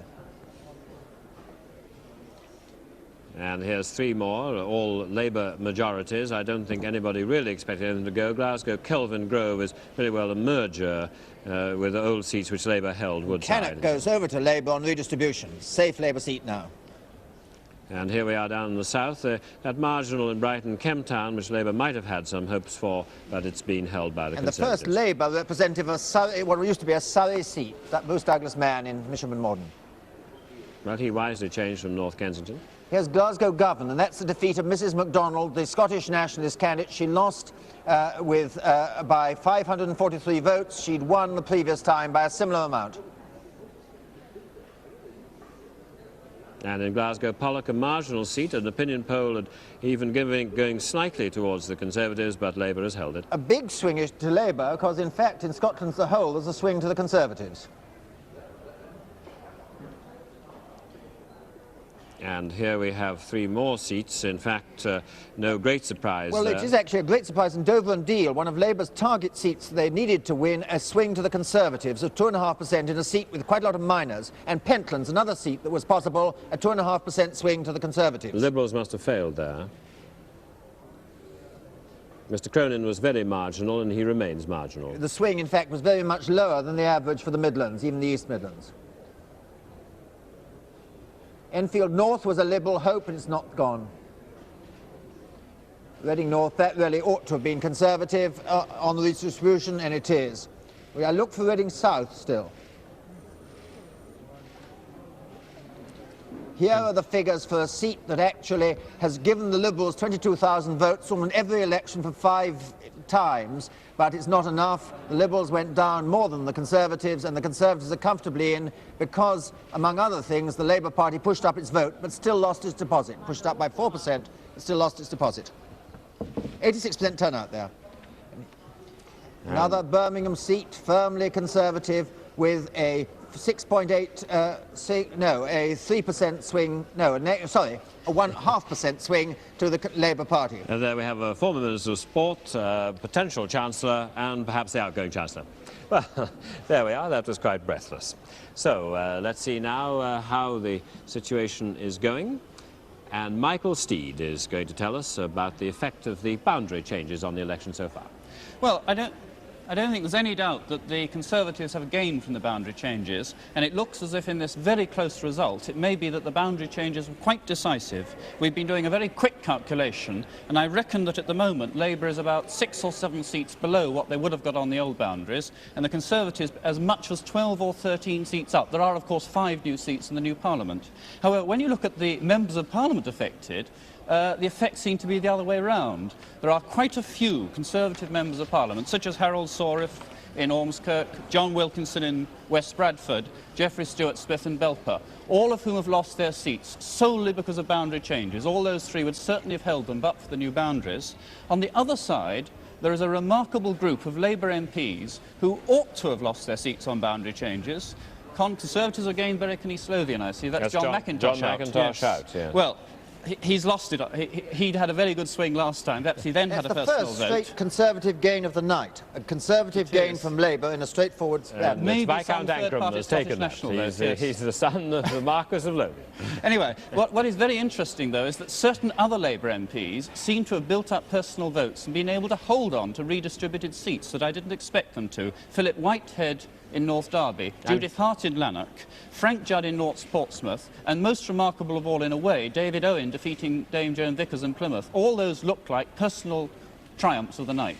Well, there have been some very interesting results, and we're just getting news that Mr. William Ross, former Secretary of State for Scotland, has held his seat in Kilmarnock. I wonder whether Mr. Ross really expects to be the next Secretary of State, but more important for Labour, they've held Renfrewshire West. That was one which the Conservatives might have picked up had there been a real push their way. I've made a mistake there in actually calling him the Viscount Ancram. He's the Earl of Ancram, but he is still the younger son of the Marquess of Lothian. Elder son, I think. Elder son, I beg your pardon, the Marquess. I'll get that right later. Now, Labour hold Glasgow Proven, and let's have a look at some more results. Rochester and Chatham, Peggy Fenner really sweated down there, but she's held on. Chris Chataway, of course, the Minister for Industry.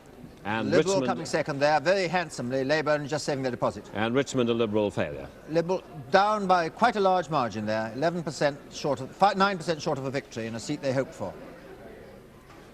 And here's Roy Jenkins's result there, and also Peter Walker's in Mikado in a new seat. Worcester is not far from the Black Country. I suppose Peter Walker can be pleased to keep the swing down to 2%. And there's Mr. Patrick Jenkin, whom we were just speaking to. Mr. Bob Mellish would have a real job, because if he was going to hold the Labour Party together as Chief Whip or Leader of the Commons. Why did Mr. Heath leave Bexley Heath? That was his own seat, and he still would have won it by 3,800, or if he'd been there, perhaps by a little more. Well, Cyril Townsend, the former soldier. And here we have Mrs. Jill Knight, one of the controversial Conservatives in the campaign. Not as high a swing against her as in some other seats. That's about the biggest majority we've seen tonight in Sheffield Park. Lord Balneil back, but just. And here we have another collection. Christopher Mayhew in Woolwich East, Tom Boardman, who was in charge of fuel, and Peter Shaw. That's a surprisingly narrow margin in Leicester South. It was thought to be a safe seat. And here we have 3 more seats. No particular surprise there, I think. The Catholic Mr. Cohen wins very comfortably in Leeds South East. And here's Patrick Duffy, of course. So we haven't heard from the Colne Valley tonight. He was the member for the Colne Valley till he was defeated by Richard Wainwright. But average swings there. Yorkshire as a whole is a 1.3 swing. There's a bit above it. And there again, Yorkshire seats and Huddersfield East, a slightly bigger swing than Huddersfield West, which stayed a super marginal almost. It had a recount this time as it did last time. And there we have some more seats over on the other side of the Pennines. Mr. Alistair Goodlad succeeding to Sir John Foster in North. Manchester Withington is the only Conservative seat left in Manchester now that Moss Side has joined the Labour ranks. Fred Sylvester, who's transferred from Walthamstow. And the Liberals coming third in that Liverpool seat. Well, those are some safe seats there, particularly Fylde North and Crosby. Slightly wider scatter of swing, though West Houghton, of course, had a by-election which might affect the picture. Now we're going over to the northeast. And they're all lower swings, and a swing in Darlington actually to the Conservatives. Liberals getting 22% of the vote there. National Front are getting 4% in South Shields. Staying in the northeast, and again, these are seats one would have expected to go But the that swing way. in Sunderland South, once a Conservative seat, a swing of 1% to the Conservatives. Mr. Bager's still very comfortably back. And here we are now in East Anglia. Well, David Ennals was a member for Dover till 1970. There he is back again. Cambridge, no great change. And Mr. Tony Buck, the protector of the oyster and also a Navy minister, up to now. And here we are down in the West Country. Arthur Palmer, of course, they're very concerned with science and technology, and of course the Concorde very much an issue in Bristol. Still waiting to hear from that Tony means Benn. that Tony Benn must be back quite comfortably, though in fact northeast the swing is, if our figures were right, a swing to the Conservatives. Well now, I think this is an opportunity for Bob Mackenzie to go over that much fought-over battleground and to pick out some of the salients. Well, the victors and vanquished are all over the battleground now. Remember we said earlier that if there had been any real swing to the Conservatives, these are the kinds of seats that Labour would have lost. In fact, they've been holding all of them in those very marginal columns. On the other hand, once the swing began to Labour across the top line there and moved over to almost 2%, then we expected Labour, with crosses here, to be picking up these Conservative marginals. Some surprising successes by the Conservatives in holding their position in these marginals, the check mark, but you can see the extent to which Labour has bitten in, and then in a very important way, they've bitten in more than their swing would appear to have justified by taking places like Ilford South, Birmingham Handsworth, Leicester East, and so on. So we've had that quite striking development of a battleground that's been fought over all the way, but Labour leaping forward this way sometimes, Conservatives holding unexpectedly there. Then when we look at the Liberal hopes, it's a sad tale. They've got 5 so far: Rochdale, Isle of Wight, Devon North, Hazel Grove, and Cardigan, with almost half as many votes as either of the 2 big parties. They're ending up with 5 seats against 165 for Conservatives, 247 for Labour. No one needs to say anything more than this is an ironical result that couldn't happen in hardly, I think, any other European country. It could happen in Commonwealth countries. That's all. It's not a case one way or the other, just pointing out a fact. Alistair. Well, I think a number of these facts will be pointed out, and I don't doubt argued over inside the Conservative Party over the weekend. Mr. Heath called the election. He seemed to get off to a good start in it, and indeed he entered polling day with a good lead in the opinion polls. Now the question is, will he be blamed for this result? Should he in fact have gone earlier, as perhaps some members in the organisation of the Conservative Party wanted him to go? Or will the very narrowness of the result and the possibility that there may have to be another general election, or indeed supposing that Labour formed a minority government with Liberal support, didn't do very well, will the Conservatives then immediately start picking up by-election successes? So the whole future of Mr. Heath is in the balance tonight, as indeed is Mr. Wilson. And Mr. Wilson, I think all the party leaders are pretty tired men after what has happened in the course of the campaign. We've seen them tonight. Mr. Wilson must need a little time, I think, to make some judgment about how he will behave if this deadlock situation persists. So indeed must Mr. Thorpe. But all the while, and indeed even before the weekend, we may see movements on the financial markets, the strength of the pound, problems of investment in Britain beginning to loom up. And I begin to wonder whether, although this may be the result that the British public has wished not to have any party in power, to try to get them together, perhaps even to have a grand coalition, whether this is not perhaps the worst result that the night could have brought. I tend to share your view, except that I'm quite sure in the Conservative post-mortems that I know who will be blamed for the result of this election. There is a man whose influence in the West Midlands has produced 11 Conservative losses there. There is no other region of the country where anything like that has happened. 5 losses in the North West and 4 losses in Greater London, but 11 losses in the West Midlands, very much centred in Powell country. Well, that will not be forgotten in the coming weeks and months, and the computer is giving us these results, and I think it's time that we went through as many of them as we can now while we're waiting for these very late declarations tonight, still counting, of course, in Peterborough. They may go on counting through tomorrow and Saturday, the way they're going. Let's look at some. Here we are. Mr. Lawrence is a new member, succeeding Mr. John Jennings. Rather low swing for a Midland seat, and Stoke is low too. Remember the Wakes-Weeks? Mr. Evelyn King in Dorset South, Mr. Julian Amery in Brighton Pavilion, and Mr. Bonner Pink, former Lord Mayor of Portsmouth. All back. very low swings, and the swing, in fact, to Labour in Dorset South. And here we are in Scotland. Mr Fletcher, of course, held that seat at a by-election. Glasgow Garskadden is a new seat out west, but Mr Small is the only old just member. saving its deposit. That's interesting. And in Glasgow Garskadden, 21.8% for the Nationalist. And three very familiar faces in Scotland there. Mr Bruce Millen, who might have been tipped to be Secretary of State for Scotland if there were a Labour government. Lost deposit in Hillhead for the Nationalists, just saved in Edinburgh South, 17.9% for the Nationalists in Glasgow Craigton. And now let's go west to Wales and the West Country. And here you see the swings, two swings to the Conservatives in Aberavon. If it's me who talk about swing there, Plaid Cymru only at 12.2, lost deposit. And Bristol North East, the swing again, slightly to the Conservatives, not in Wales this one, slightly to the Conservatives if our calculations are right. And three well-known MPs, David Walder, Mark Carlyle, who's Junior Minister of the Home Office, and Edmund Dell. I just had a flash that Croydon Central, one of the few seats that Labour might have hoped to win on the one still to come tonight, is in Conservative hands.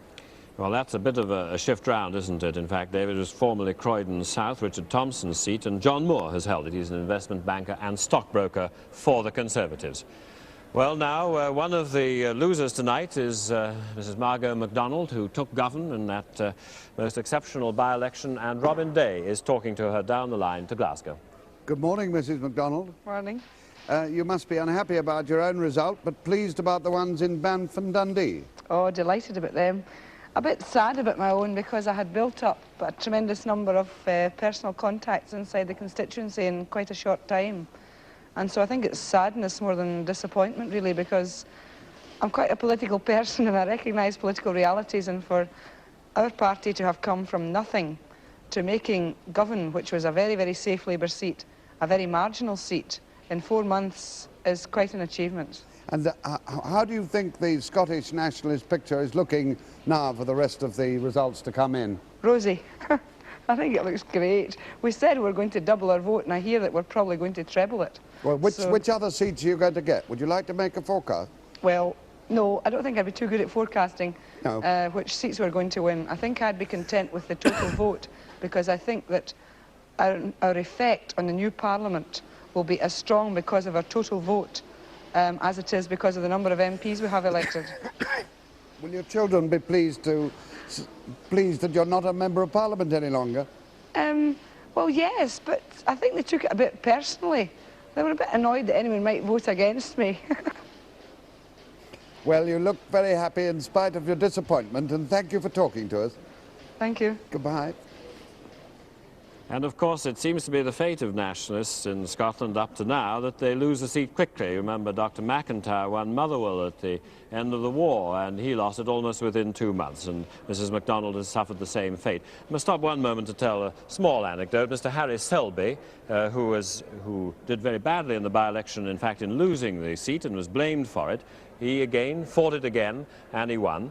He's a barber, he's a hairdresser. They used to tell a story in Glasgow of Jimmy Maxton, who is the ILP member, very left-wing, and he used to make great speeches attacking the seriousness of the situation of the unemployed, but he had great flowing locks.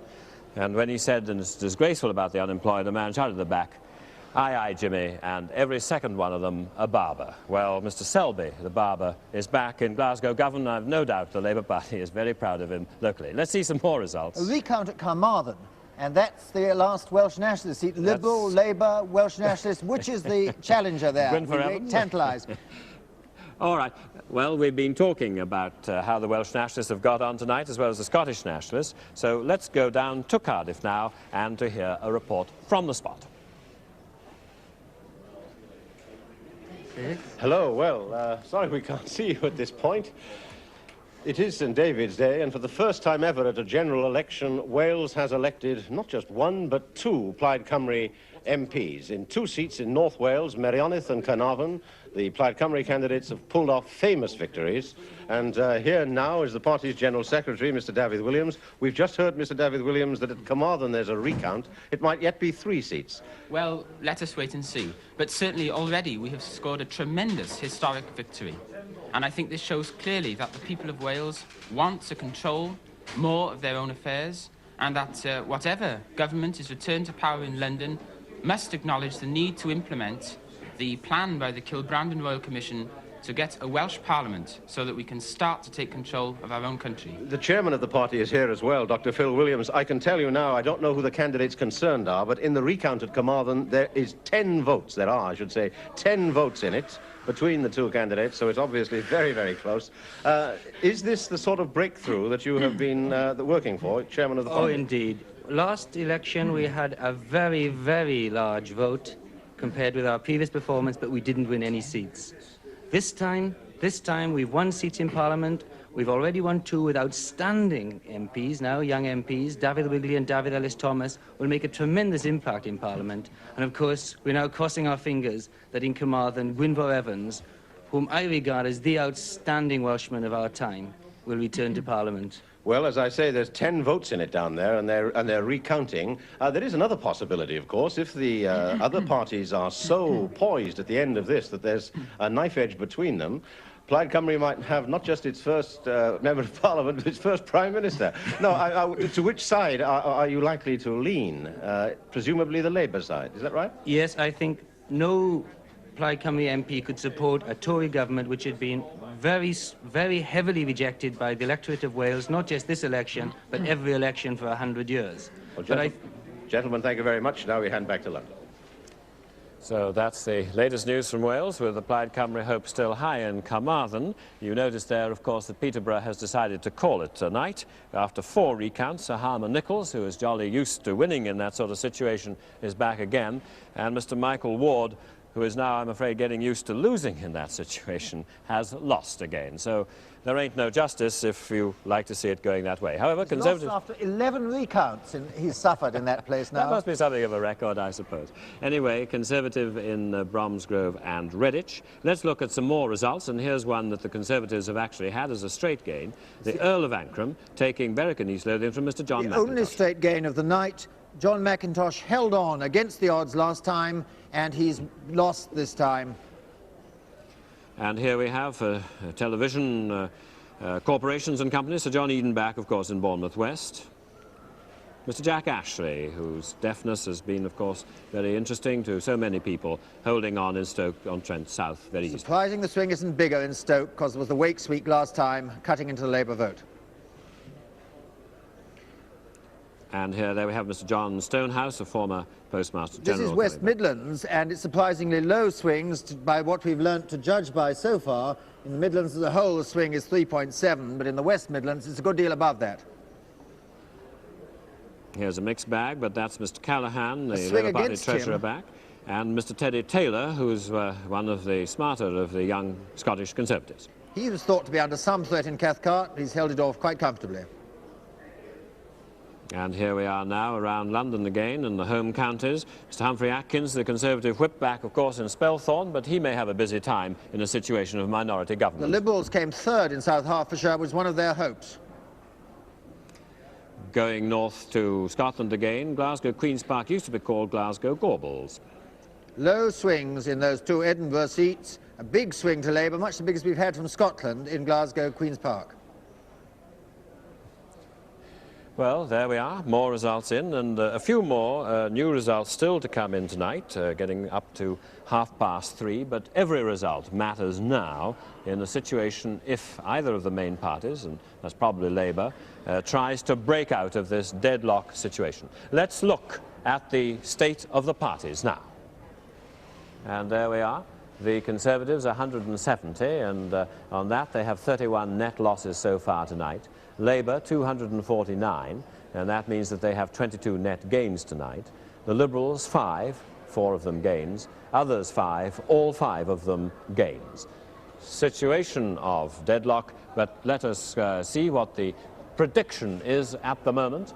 The Labour lead over the Conservatives at the moment is 79. The results to come, 206, and we predict the Liberals holding the balance. That is the result that we are predicting from the computer after that number of results. Let's go to Trafalgar Square. I presume they're all still awake there and happy. And Desmond Wilcox. Well, I don't know how dismal the prospect may seem to the party leaders at the moment. It seems pretty dismal here in Trafalgar Square, and the best suggestion that's come out so far is that we call it a score draw and have a replay at Aston Villa next Wednesday. But let's see what some of the rain-soaked long-term people, I'm handling more people than Bruce Forsyth on this show. If it does seem to be a stalemated situation and minority government, is that a good or bad thing in your opinion? I think it could be a good thing, because it means that in fact, for once, the extremists have been defeated on both sides. And I see no bad thing. They call this election against extremism, for moderation, and if the Liberals hold the balance of power, that is truly a moderation line. The only conciliatory line I think we can hope for at this moment. What do you say then to the argument that so desperate is the situation of the country that extreme measures are needed, and that the government is now, whichever government it is not going to be in a strong enough position to do extreme things? Well, first, you say that extreme measures are needed. I wonder, is that hypothesis right? Do we need extreme measures? And I think no. Right you are. Thank you very much indeed. As we get wetter and more doubtful about the outcome, except on the weather, which we know all about, from Trafalgar Square, Desmond Wilcox, back to Alistair Burnett in the studio. Well, Desmond, we're sorry about that. It's a fairly occluded front here in a cephalogical way, but at least we're saying it here in the warmth. Labour hold Pontypridd. Well, not too surprised about that. Now then, Bob. I just wanted to draw your attention to a very interesting fact, that the swingometer was retired at the beginning of the evening in favor of the very expensive computer. Now, if you look back to what was said then, we said that if there's a 1% swing to Labour, you still have a slight Conservative lead, perhaps not enough to handle the 30 Liberals we were assuming then, and others, Liberals and others. We said if you then assume an almost 2% Conservative swing to Labour, which is exactly what we've had, you then had a position with Labour ahead, but the Liberals and others holding the balance of power. So this little machine had it all right all the way through. Can you come back next week when we may have another general election, which will give you an equal opportunity to see how it goes? At no expense, it predicted very accurately. But, Bob, under proportional representation, does a swingometer work? No, you need a totally different thing then. Well, it's very honest of you to admit that. Well, we've had this very scurrilous and very strong attack indeed upon the computer, which I think has, once it settled down very early on, has been telling us precisely what was going to happen tonight. And I think this, after, no offence, naturally not at this time in the morning. Graham, what is the computer saying to you, and what does it say to you about Bob Mackenzie? Well, it's saying to me that the predictions are very much as they've been for quite a while now. The Labour majority over Conservative is predicted at 11, and the probability that Liberals and other parties would hold the middle gets more and more sure. So unless there are some surprises tomorrow, I think that is the conclusion of all the analysis that the computer has been doing tonight. David? I think the swingometer does have the limitation that Bob fully admits that it can't cope with the third-party situation fully. And it is worth, I think, very much now looking at the prospects for the third party. Now, there are seats which on the figures so far look like good. They've got 5 seats so far, the Liberals. There are 5 other seats. They have a pretty good chance, a 4 to 5 chance. North Cornwall, Montgomery, Orkney, Inverness and Roxburgh. I think Roxburgh might be dicey. So that's 10 seats. And then there are about another 5 or 7 seats they have a goodish chance in. If you want, I'll come back on the Nationalists. Well, I just wanted to say, David, that the Conservatives are holding 1 seat. Labour might have hoped to take Aberdeen South. We yes, just had a flash certainly one about of the few marginals left to come in tonight. That's one which the Conservatives will be quite happy to hold. Well, now, when I say I want a good, clean fight, and when I say break, I mean break. Bob? No, I agree with him on that last point. I'm simply saying it is curious, with all that wild swinging about we had in the beginning, that the simple average swing in the end was producing much the same result as the computer. Well, I'm very happy to stop at that point of agreement. Let's see some results. Well, here we are. And huge swing to Labour in Sheffield Hallam, though I think it's been slightly affected by redistribution. The Scottish Nationalists just saved their deposit in Glasgow Central. Well, that's Winnie Ewing's husband. And here we are, no real surprises there, I don't think. A big swing in Whalley West, which is again Powell country. And Rod McFarquhar taking Belper. Of course, George Brown would have held it in 1970 if indeed Mr. Callaghan and Mr. Wilson had allowed redistribution. We assume, though, on the figures, about a 4% swing to Labour in Belper. Oh, it's a good result for him. And here we have Mr. William Ross, former Secretary of State, back in Kilmarnock. Mr. Fred Willey in Southern North. Swing to the Conservatives. I think that's the biggest swing for the Conservatives I've seen recorded tonight. And a swing to the Conservatives in Sunderland too. And here we are now in Scotland and Wales. And swings to the Conservatives in Edinburgh, Leith and in Gower and in Dunfermline. All of them a huge swing. That's the biggest yet in Dunfermline, though it may depend a little bit on redistribution calculations. And here we're starting in East Kilbride, Maurice Miller, who moved from central Glasgow, and there's Mr. Fowler in Sutton He's Coldfield. not actually a former member. He got back. He was out in 1970. He's got back again. Oh, no, so that's Norman Fowler, yes, who moved from Nottingham.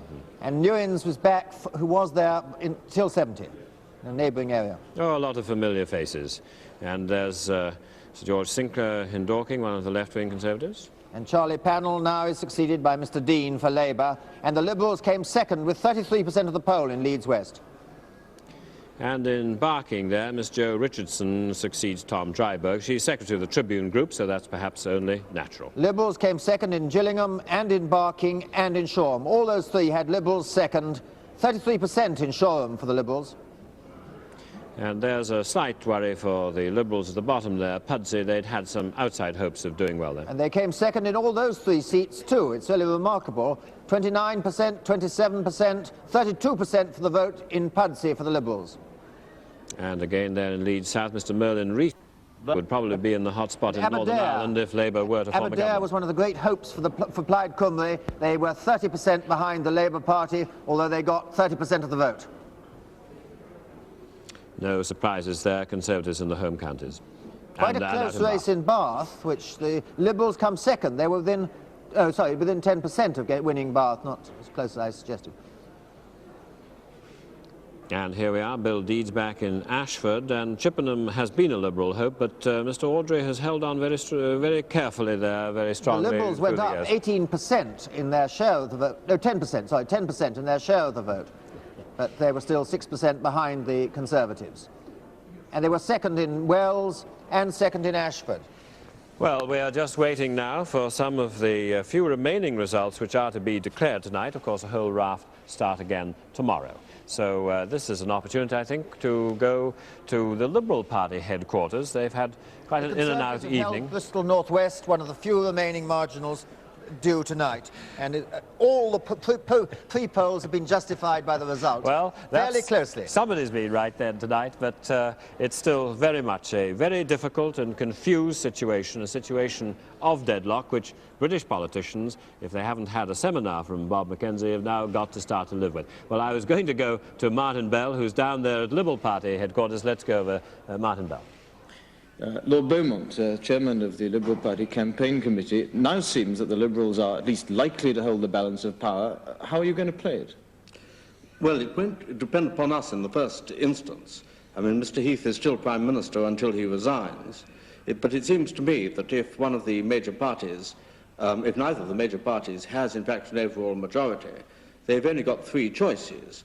One is to try and make an arrangement with the people who hold the balance of power. The second is to trim their legislative programme and allow the people who hold the balance of power to vote on each thing according to its merits, and if necessary then the government does not necessarily resign if it's defeated on a particular issue, and I think this is probably the most attractive choice from the point of view of the country. And of course the third alternative is to call another general election, but considering that we all thought that this one wasn't necessary, I don't think that would be very popular. Can we expect the Liberals themselves to be seeking some kind of a formal understanding? No, it isn't for us to seek a formal understanding. I think it's for the major parties to try and decide, each one of them, or maybe both, to decide how the country is going to be governed, and we will cooperate to the fullest in anything that we consider a reasonable way of getting this country onto its feet again. Do you welcome the situation in which a small number of Liberal MPs could hold the balance? A small number of Liberal MPs, but a large number of Liberal votes. 20% of the electorate will have voted Liberal almost certainly by the end of this election, and I think that's a very healthy thing that they should hold the balance, yes. Would you admit to some feeling of disappointment even so at the present time? Oh yes, very much so. We've suffered from our advantages. We thought in a way that our vote might be spread unevenly through the country. It's because it's been spread very evenly that we haven't had many breakthroughs in particular areas. So do you expect these millions of Liberal votes, if not very many Liberal seats, to have some moral impact even? Yes, certainly. I mean, there's a lot of stubbornness in the leaders of the two other parties on this particular point. But I don't see how they can possibly ignore the fact that 20% of the electorate voted for Liberals, and that on the whole the electorate has voted for a balance of power situation. Thank you very much indeed, Lord Bowman. Well, it's always said that the electorate gets what it wants, and that the electorate is rather cleverer than some other people in using the electoral system to get the result that it wants. Whether this is the result that it needs, of course, remains to be seen. That's a very mystical view of political behaviour, Alistair. Well, it's rather early in the morning. It's getting on to be late in the morning, in fact. Is it? Oh, yes, 4:45. Never noticed it. Still waiting for one or two results to come in. Let's look at one or two results now. Now, these just illustrate what Lord Beaumont has been saying. There's not enough to come second. The Liberals got 32%, 26%, 28% in these three seats. They did very well indeed by any conceivable past standards, but they didn't come near to winning any of these seats. And indeed, here's another case. St Albans, they come second. Fareham, they come second. And Sheffield Hillsborough, not their sort of territory, they come third but get 17% of the vote. And some other Conservative strongholds. And three more cases of the Liberals coming second in safe Tory seats, the Labour Party squeezed into third place.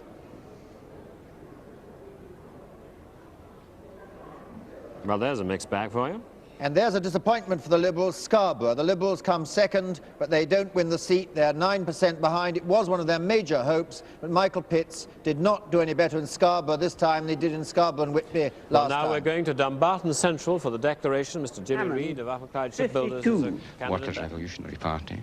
Thomas Colin Harvey. Liberal. 2,583. Michael William Hurst. Conservative. 9,775. Hugh McCartney. Labour. 16,439. James Reid. Communist. 5,928. Andrew Peyton Welsh. SNP. 5,906. And I declare Hugh McCartney to be duly elected to serve in Parliament. Well, Mr. McCartney had rather a tough time in that seat. He was the sitting member for Dumbartonshire East. Mr. Reid came in. Mr. McCartney accused him of not very honest tactics. And let's hear him now while he replies to the returning officer.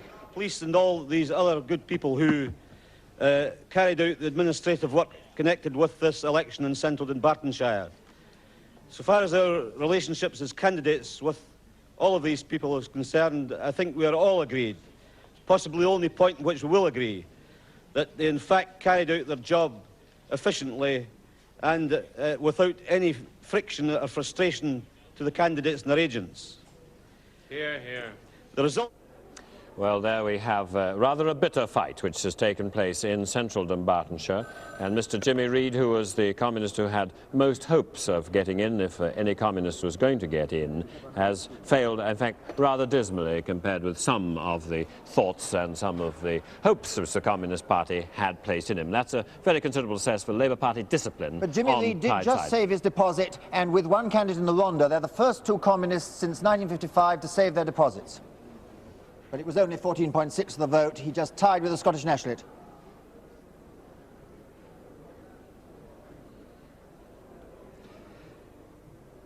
And that's the situation at 3:48, with the Conservatives 31 net losses, Labour 22 net gains, Liberal with 5 seats, 4 of them gains, and 5 others, chiefly nationalists, but of course Dick Deverne in there as well, gains compared with 1970.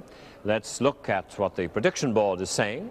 And after 435 results, the computer is saying a Labour majority over Conservatives of 9, but there are 14 Liberals holding the balance, and beyond them there are now several Nationalists, and tomorrow we may have a number of Ulster members who are not entirely happy with either of the major parties at Westminster. Let's see some more results. And these are normally safe Conservative seats. Ray Morby, a Conservative trade unionist, Sir John Gilmer in Fife East. Nationalists came second in Fife East, though they only got 19% of the vote. Liberals second in the other 2 seats. And there we have second in Glasgow Provan, and Plaid Cymru second in Caerphilly. Phil Williams was a hope of theirs, but he's 30% behind the Labour Party. Liberals second in Louth. Terence Higgins, of course, who's been at the Treasury during the 3.5 years of Conservative government. Liberals second in Worthing and Maidstone. SNP second in Glasgow Springburn. Liberals second in Harwich and Bristol West. Labour second in Chester. All familiar faces in the House of Commons. Oh, sorry, a new member in Chester. And there's Alex Wilson. Of course, he had his troubles with the Nationalists at one time. Hamilton, this Willie Ewing's seat, 31.9% of the vote for the Nationalists, still 17% behind the Labour Party. Well, now, Robin Day is, of course, continuously in business as the night goes on. And I think at the moment he's got Mr. Peter Shaw, who, of course, has campaigned most vigorously inside the Labour Party, particularly on the European question. Robin. And, Mr. Shaw, how do you view the possibility, which looks increasingly likely, of a minority Labour government, depending on the Liberals and a lot of other all sorts, to keep them in power? Well, I think I can reply to that quite simply by saying that I view the prospect of a minority Labour government less favourably than I would the prospect of a majority Labour government, but that I view the prospect of any kind of Labour government with great pleasure when compared with the existing government. But, of course, if you were trying to renegotiate the common market, the Liberals wouldn't stand for that, would they? Well, I don't know. What precisely today are the Liberal Party's policies towards the EEC is, I think, a matter to be inquired into and perhaps debated and discussed with the Liberal leaders. I don't know. Don't you think it's very surprising that you haven't done better, the Labour Party, in view of all the things which went for you in the campaign, the balance of payments figures and the cost of living index? Why do you think this is? Well, I think you have to answer that question, first of all, by asking yourself why Mr. Heath had an election at all. He chose to go to the country on what he thought was an issue which he could convince the country that he had no other choice but to have an election, in which he was right.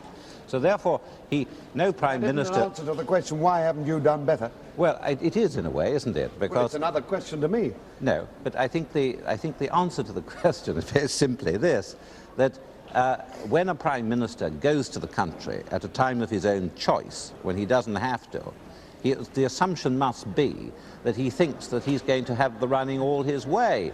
And I think, therefore, that one must begin with that assumption and then add to it the fact that as the campaign has developed, we were able, contrary to all the Prime Minister's hopes, to switch the election issues onto other grounds and to make very considerable progress. Well, you seem to have made the pollsters look pretty foolish, if nothing else. We haven't heard much from them lately. We heard from them at the beginning of the programme. Alistair?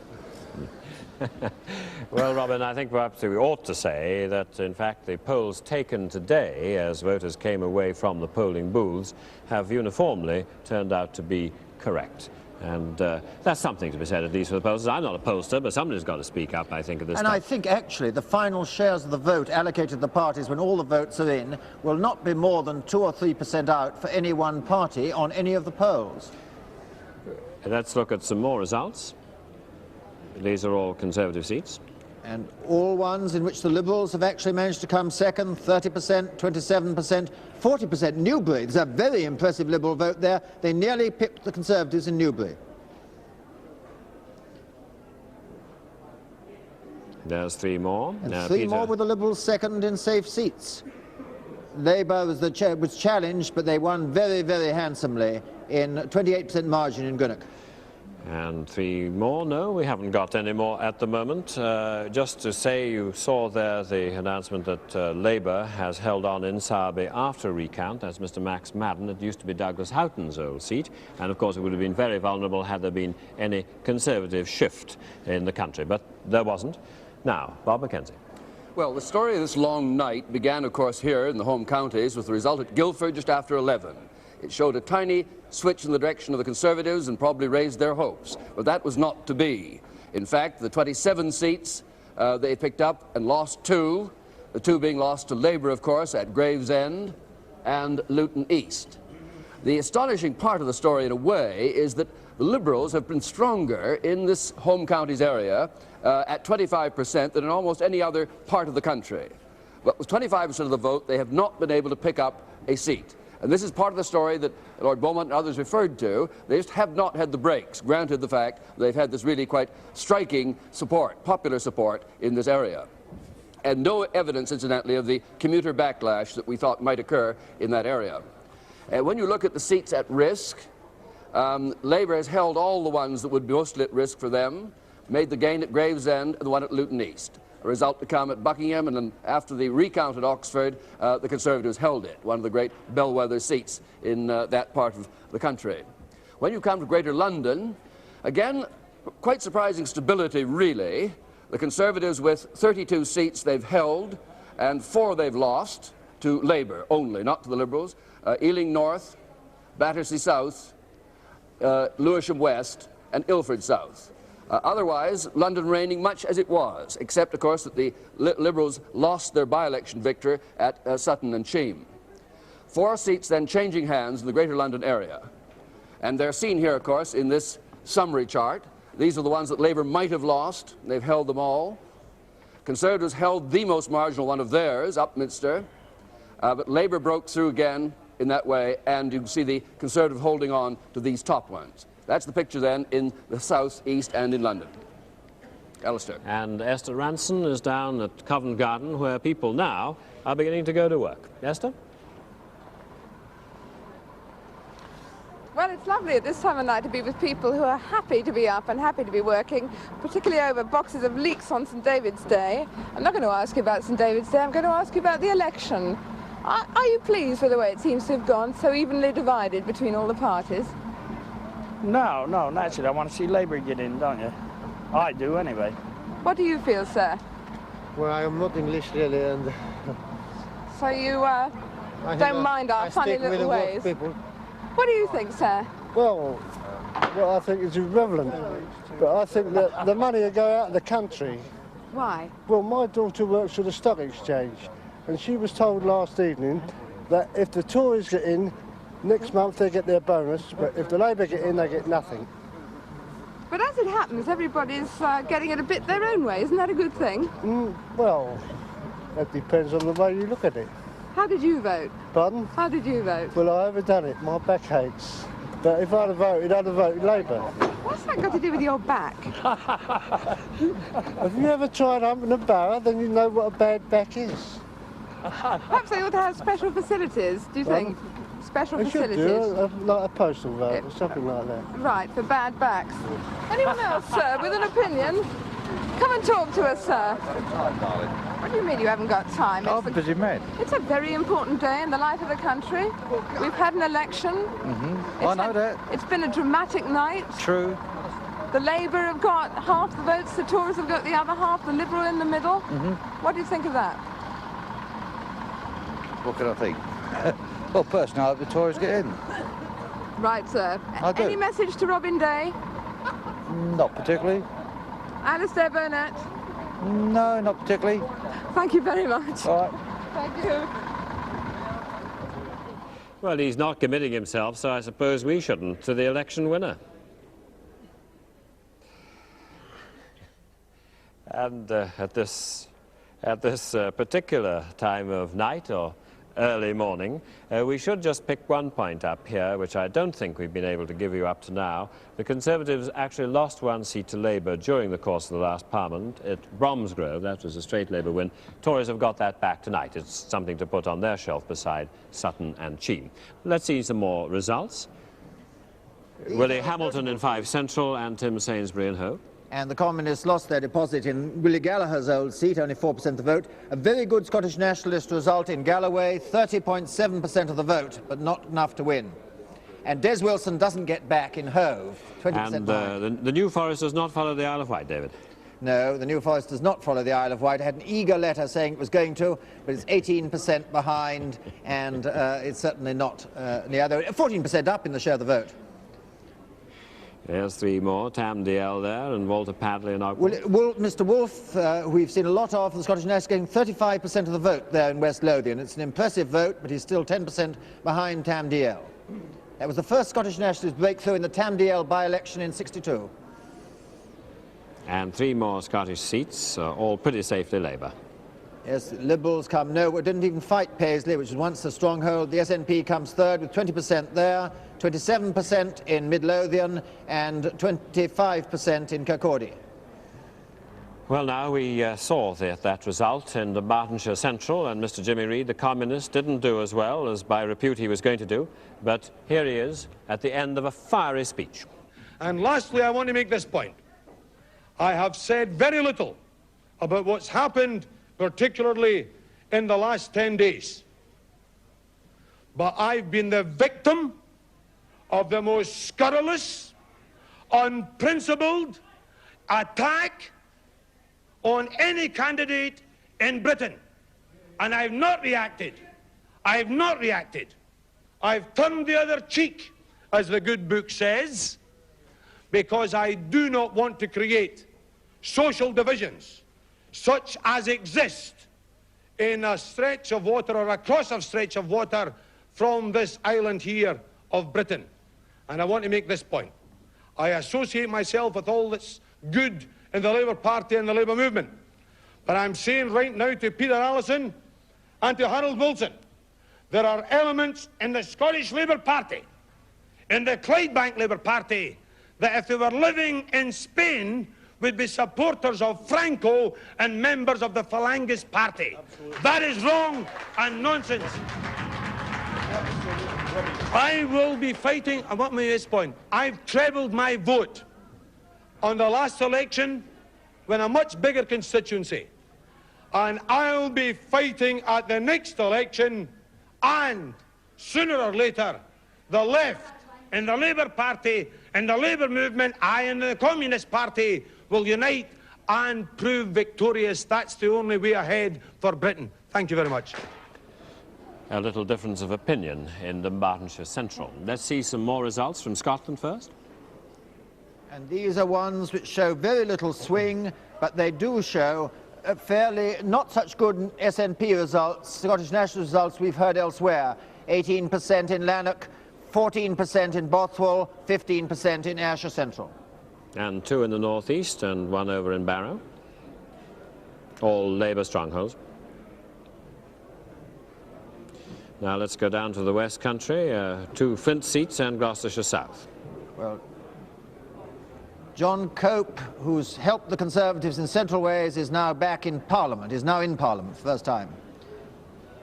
Rear Admiral Morgan Giles, that's Mr Harry Ewing, not a Scottish Nationalist party. And Mr Baxter, one of the more silent now, this is Labour SNP members. hopes, and Labour wins comfortably from Dr McIntyre. 7% up in Stirling and Falkirk, 20% in the other Stirling seat we saw there. And two down south and one in Islington. Those Mr are more David Price, of course, conventional a former Conservative junior minister. A swing to the Labour, as we calculated, in Gosport. And lowish swing in Pontefract, a mining seat, only 1% to Labour.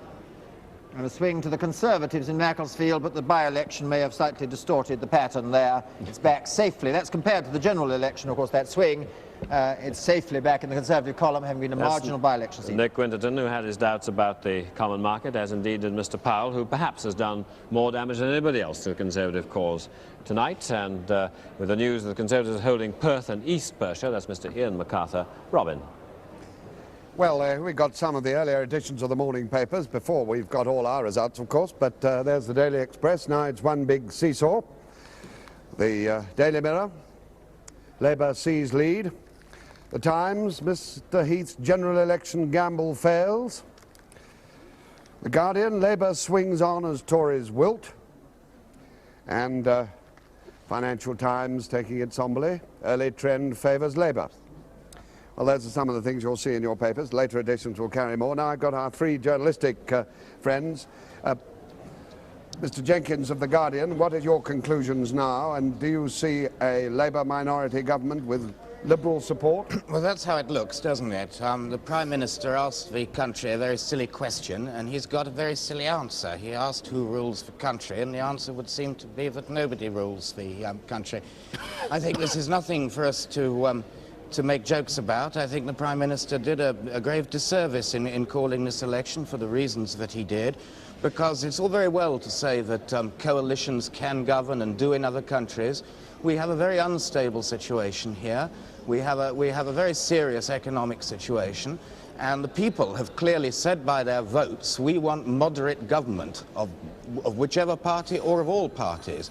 But they're not going to get that. They're going to get a political infight, which is going to go on for some while, producing, I would think, another election before very long. Do you think that situation and your analysis of it behoves the Labour Party and the minority government to try and get Liberal support to give them a strong government? I would think that the responsible thing to do for the leader of the party, which has the largest number of seats in the House of Commons, is to, by one means or another, form a government which can govern with the consent of the people. And I think that means stretching out to these probably 5 million or more Liberal voters, regardless of how few seats the Liberals actually have in the House of Commons.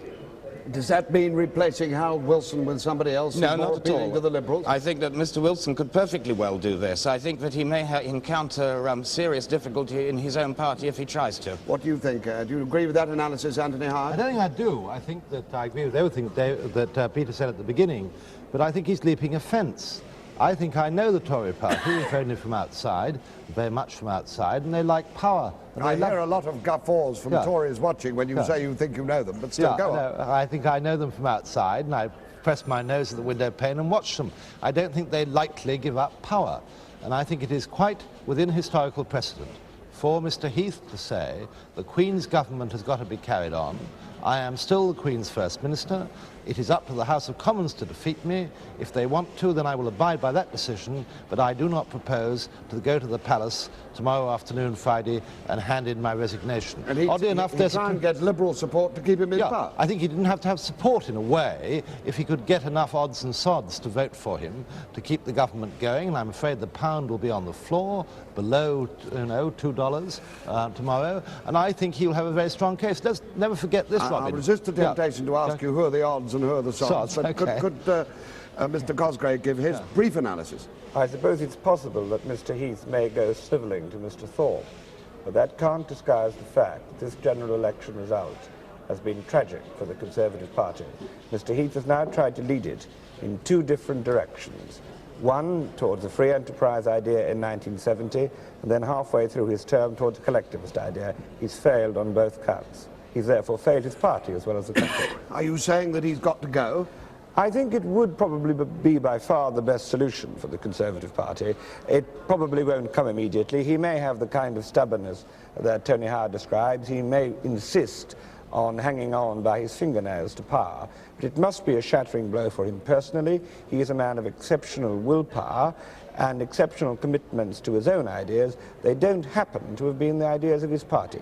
He had a very good majority before this election. He has chosen to throw it away. Well, we'll see what the final result is. Alistair? And while we're waiting for that, we won't have any more tonight, I think. We're waiting for Mr. Wedgwood Benz, but it may not come in time for us, I don't think. Let's look at some more results. Miss Betty Harvey Anderson, Mr. Gregor Mackenzie, and Mr. Kershaw. And here we go in the Midlands again. Big swings in Powell country. And here we are in London.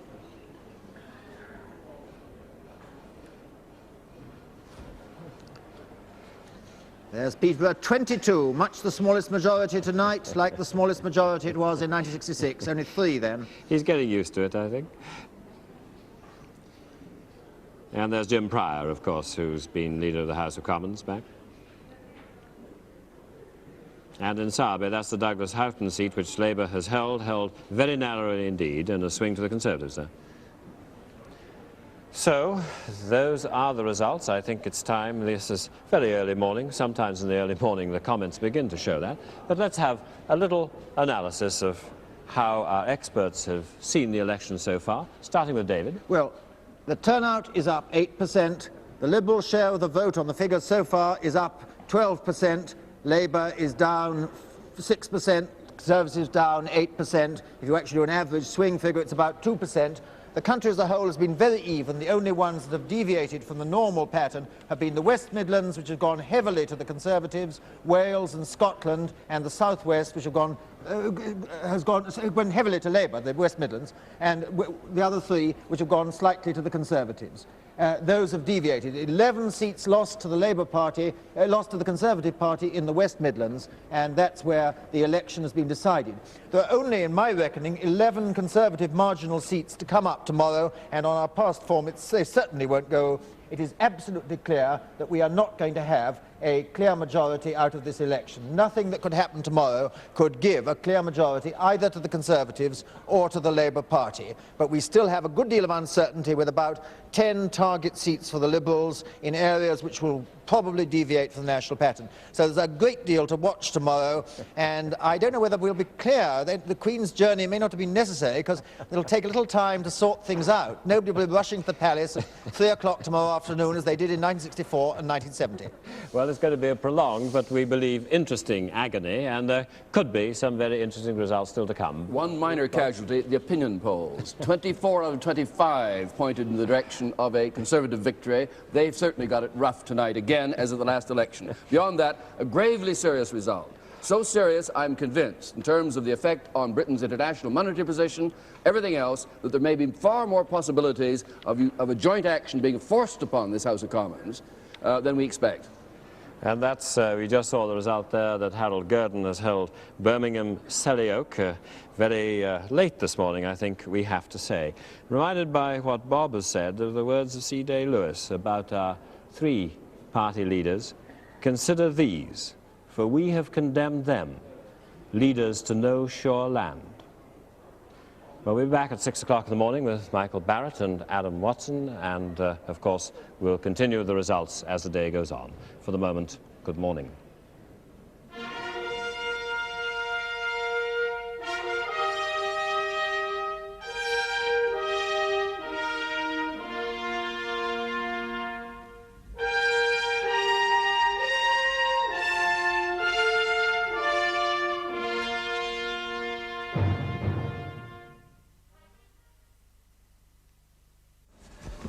Well, I think we ought to begin the morning where we left it off last night by looking at the predictions with which we went to bed at 4:15 a.m. last night. We had 442 results in, and we were predicting 298 seats for the Conservatives, 307 for Labour, 14 for Liberal, implying a Labour majority over Conservatives of 9. To that, I must add another important prediction, which is that other parties, nationalists, Northern Ireland seats, etc., will add up to about 16 seats. This means that we get a position as shown on the slidometer here. Now, throughout last night, and we'll continue this morning, we've been showing the uncertainty on these predictions by spacing back the predicted numbers for the major parties according to the uncertainty that lies within the prediction. However, as you can see, this uncertainty is not enough to allow the possibility that either Conservatives or Labour could get the 318 seats needed to have an overall majority in the new House. The computer is therefore predicting confidently that neither Labour nor Conservative will reach the 318 seat critical mark. The thing we've particularly got to watch today, however, is the breakdown of this middle section between Liberals and others. It's not at all clear that there isn't going to be an even split there, which means that, for example, the Conservatives plus Liberals would not make 318, according to our current prediction. Well, thank you, Graham, and I don't think it's got any easier during my absence, at any rate. 9 o'clock then, and this is, of course, just the time when the Queen's aircraft is expected to be in sight of London Airport on its final approach. And it's quite a knotty problem for her and for her advisers, as well as indeed for the politicians, whether they feel that they have done well or done ill on the night. Well, now, David, what are we looking for this morning? Well, we're looking for a very mixed bag of things. As Graham was saying, there are a lot of other seats we're waiting for. There's this splendid cliffhanger in Carmarthen where it seems very likely that Gwynfor Evans may be back, he may not, on the 4th recount, where he was reported to be just ahead at the end of the 3rd recount. There are a lot in Scotland, at least 4 or 5 seats in Scotland where the Nationalists have a hope, and 1 or 2 where the Liberals have a hope there. But then there are about 10 marginal seats to come where the Conservative Labour Party has a good chance, but no certainty, of winning the seat from the Conservatives. And then there are the Liberal hopes in England. There are actually about 25 seats where one wouldn't predict the outcome. What is quite certain, they won't all go in one direction. It's very wise, I think, not to predict the outcome. As soon as one predicts something in this particular election, somebody goes and very contrarily does the reverse. Good. I was just sort of looking at some of these results. This Wedgwood Ben result is really a very good one for him, and both he and Mr. Robert Carr, who everybody said might be in some trouble, held on. Even people like Judith Hart last night and Philip Whitehead, who were thought to be out, have in fact succeeded. Mr. Ernell Money, for goodness sake. And it has been just one of those elections. I wonder if they'll be able to produce the same kind of result in the next general election. I wonder when the next general election will be. Well, can you come back next week, I think? Well, Robert Mackenzie has joined us now, and he's actively looking forward to minority government. Well, that would be an exaggeration. An exaggeration. We said last night it's really the toughest result we could have got. What I do think is going to be fascinating, of course, is to see the sequence of events today, with the prospect, for example, of Mr. Heath, I think, now turning in his commission to the Queen, or he could meet Parliament if he wanted to. The prospect of Mr. Wilson being called to attempt to form a government, even a minority government. I would expect him to make some bold moves if that happened. For example, it wouldn't surprise me in the least if he offered to set up a royal commission on the electoral system, which wouldn't commit him to adopting it, but would have a very effective bait to the Liberals to say a royal commission on the electoral system would be my first move to them, and then certain other concessions to Scottish nationalists. And I can see that being quite on the cards over the next 24 hours among the moves that will be made behind the scenes. And, of course, the first steps probably in the Tory party to find a successor to Mr. Heath. Well, before that really comes along, Bob, I think one of the arguments which is being put forward is that if the pound is in serious trouble, if there's a problem about the whole external position of the United Kingdom, that in the uncertainty, Mr. Heath might even try to carry on for a bit. Just wait until Parliament meets and dare the other two parties to vote him out. That's certainly possible, though he's a very proud man, and he can hardly fail to recognise he's had a kind of public rebuke. And I would lean to the other view unless the pressures were enormous on carrying on and appealing to the other parties to let him handle what could be a very serious financial and monetary situation in the course of the next few days. Now, Baldwin once waited until the House of Commons met and waited until he was voted out. The second time round, he took until, I think, about the Monday. He went out to Chequers and thought it over, and I think Mrs. Baldwin was instrumental in the end, I think, in him actually resigning at that time. One of a few actual political influences. There wasn't a miners' strike on either of those occasions. I think the miners' strike does make rather a difference to the situation. I think Mr. Holt's waiting for us, the former president of the Liberals, and I want now to have a word with him. Mr. Holt, it must be really rather disappointing for you to have this situation in which you've got half as many votes, I notice, as the Conservatives and very nearly half as many votes as the Labour Party, and yet you appear to be faced with the prospect of well under 15 seats, or at least 15 to 20 seats at the outside. Now, what is your reaction to that? Well, I think the British people are going to be very disappointed. There is, in fact, a lot of cheer, of course, for the Liberals. To poll something like 6 million votes, which it looks we may well do by the end of the day, is a fantastic growth rate for the Liberal Party. But both Ted Heath and Harold Wilson, after all, did say to the British people that they must decide. And I mean, they have decided, and 6 million of them have voted for a very clear and strong line to keep moderation, to produce conciliation, which has been registered. And, you know, it is no good thinking about what is going to happen now in terms of what has been happening in the past. The whole party structure has been given a dramatic shaking, and it will be up to the leaders of the other two parties, the Labour and the Conservative, to make some sensible reaction to this, which will be in sympathy with what the British people want. I was saying a moment ago, Mr. Holt, there might be a possibility that either major party, and particularly the Labour Party, might say to the Liberals, our one major concession to you will be a royal commission on the electoral system, obviously indicating some sympathy with the fact that so large a minority of the population is not going to be effectively represented. Would that be attractive to Liberals, do you think? Well, certainly, and I think that a lot of other people would think that it was time that the electoral system was altered. But I think also that there are other things that are vitally important to do at the moment, and Liberals would want to see that these were being tackled. I mean, the miners' dispute must be dealt with immediately. There really is no time for Mr. Heath to kind of go on for a few days in Downing Street while he wonders what to do. That means, in your view, he ought, in all circumstances now, to resign, and the Queen ought probably, in those circumstances, to be calling Mr. Wilson perhaps before the day's out. Is that your view? Well, I don't really know why Mr. Heath ever called the election. It seemed to us that he could have settled the miners' dispute, in fact, rather more economically, as far as the nation was concerned, before the election than that probably any other government could do after. But, however, he's now in that position. Now, if he hasn't got a scheme for settling the miners' dispute immediately, then he should get out of power. Mr. Wade, thank you very much. Holtz. Mr. Holt, sorry, your sparring partner. Well, in fact, that's just a moment premature, because we have been joined by Robin. Good morning, Robin. I've been here for the last 10 minutes. Well, that's very good. Thank you for greeting me. Haven't yet made your presence felt. Well, I haven't had a chance.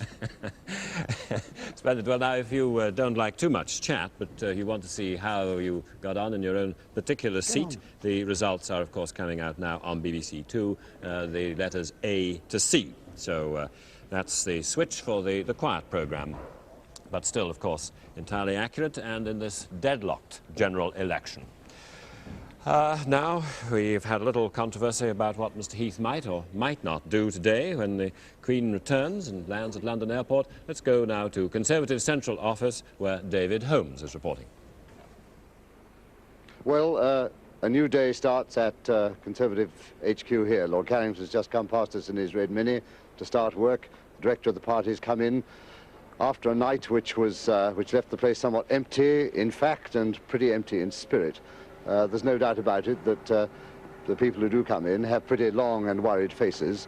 If most of the activity today is going to take place in Downing Street and at that end of Whitehall, things are going to be pretty active here at party headquarters. Now across Smith Square to Keith Graves. Well, since we were last here about 3 hours ago, we've moved inside because I don't suppose it's any consolation to the Tory party central office, but it's just as cold in our corner of Smith Square. It's been a night of ups and downs here, a pretty depressing place early on in the evening, and then when it was discovered that there had been a high poll, the Labour Party workers cheered up. There was elation between 1 and 2, and people were talking of an overall Labour majority. And then the confusion set in, and about 4 o'clock everyone went home to sleep on it and try and work out what was happening. As you can see, this is the control room at Transport House, and no one, apart from a few journalists, have yet returned to work out what has happened. We've just been told that Mr. Wilson should be here about 11 o'clock. We've also been told that Mr. Callaghan will arrive to meet him at about that time. And one more small point, it might be worth mentioning for the benefit of our studio pundits that a couple of days ago, Mr. Wilson was at that time privately forecasting pretty well the result that our computer is now forecasting for the outcome of this election. Perhaps we'll be able to talk to him about that in 2 or 3 hours' time. But for now, this is Keith Graves at Transport House. And very much the morning after then at all the party headquarters. Now standing still, firmly and determinedly on the battlefield, Robert Mackenzie. Well, surveying a fascinating battlefield, really. Remember, we talked about this battleground as indicating which seats would go if the swing went one way or the other. Now, there was no swing to the Conservatives, so pretty predictably, Labour held all its most narrowly held seats, except this one, Berwick and East Lothian, where the very valuable MP, John McIntosh, went down. But otherwise, right across this side of the battleground, Labour held its position except for Dundee East. And that was predictable once we knew that the swing was going the other way. And the swing, in fact, has gone to the vicinity of 2% here, and an interesting mix occurs. In this case, the Tories were able to hold, surprisingly, the check mark indicates they've held. X means they've lost to Labour in that run of seats, one or two still to come in this area. And in a curious way, the Conservatives have done better in some of those marginals than you might have expected in the circumstances. But Labour was biting in steadily into these seats, which now take them, you see, into this fascinating area of a 20-seat possible Labour lead over the Conservatives, but short of the necessity for an overall majority. And that's the position where, again, you see Labour still picking up seats, Conservatives still holding quite a number, and a few forays by the Labour forces go right over into this part of the chart, which would ordinarily fall, we'd have thought, only on 4%. Although part of that reflects the fact that there have been so many changes and boundaries that you couldn't make the precision in your predictions that you once were able to do. The sad Liberal picture, from their point of view, obviously the fact that they have picked up only 5 so far, one wholly new and unexpected win as far as we were concerned, but lost places that we put as very likely wins for them. They've got a lot of counting to do today, and the predictor is giving them 14, but still it's sad. And I want to underline the fact that what didn't happen, but what could have happened, was the takeoff of the Liberals. Had they gone in the vicinity of, say, 25% or 30% of the vote, when we predicted they might then shoot up to perhaps 150 seats. This represents, I think, very clearly the cruelty of the electoral system, which, as long as you're under 20%, grossly underrepresents at under 20 seats the position of a third party. Then suddenly, when you get near a third of the votes, you're in prospect of a third of the seats and so on, and indeed a possible victory even if you've got 35 or 36% of the vote. But there couldn't be a better illustration, I think, of the problem of our electoral system and the extent to which a large part of the population may end up with a very small representation in the House of Commons. And that, again, as I say, will be a focal point of debate, whether this system ought to be re-examined at least by some kind of Royal Commission or other device. Royal Commissions, however, take quite a while to sit. That would be part of the strategy, possibly, yes. All right. Well, while we wait for that particular Royal Commission, and I think a few seminars with Bob is what is required there before anybody who's properly qualified to give the right answers, let's go now to Robin, who's talking to some Labour dignitaries. Well, and I wouldn't actually call them dignitaries, I'd call them senators, if I may say so, in one way or another, of the Labour movement. Lord Shinwell, who is 90 this year, and was a member of the first Labour minority government, isn't that so? And the second. And the second. We'll tell us about them in just a moment. And Douglas Houghton, who, like Lord Shinwell, is a former chairman of the Parliamentary Labour Party and didn't fight this. I succeeded him. That's indeed, you did. And you didn't fight this election. Left him with the trouble. And Frank Cousins, formerly, of course, General Secretary of Britain's biggest union, the Transport and General Workers, and a member of the last Labour cabinet for a time. Well, gentlemen, just briefly, before we discuss the situation in some detail, what do you think of this result, Frank Cousins? I think it's not very pleasing to have this kind of cliffhanger because, well, although a minority government is not a tragedy, as has been said so many times, we can govern with a minority. But it would have been much nicer if we'd had a clear-cut decision with a Labour majority. Lord Shinwell, you said the other night on television, I remember, that you'd rather see a strong Conservative government than a weak Labour government. Do you still think that? Well, but I was afraid of this balance of power stuff because our experience in the past, in 1924 and in the 1929 to 1931 government was, it was impossible for a minority government, the largest single party, or anybody in office, to proceed with its constructive legislation. We were frustrated and hamstrung all the time. In a way, the situation is worse now because the party holding the balance of power, if that is so in this situation, is not only just the Liberals, but a whole lot of people like nationalists and other people. Well, I don't mind that. I don't mind that so much. I like a little minority representation. Oh yes, but it's there's not a corrective. single block which But can... not to prevent the government in office from proceeding with its legislation. What do you think about it, Oh, I think it's an appalling result, I do. I think it's bad for the country. And in the short run, it's certainly, I think, going to be bad for politics. But in the longer term, probably the parties will sort themselves out and get their policies a little more attuned to public opinion. But at the present moment, I think it's really dreadful, because the Prime Minister has thrown away a working majority.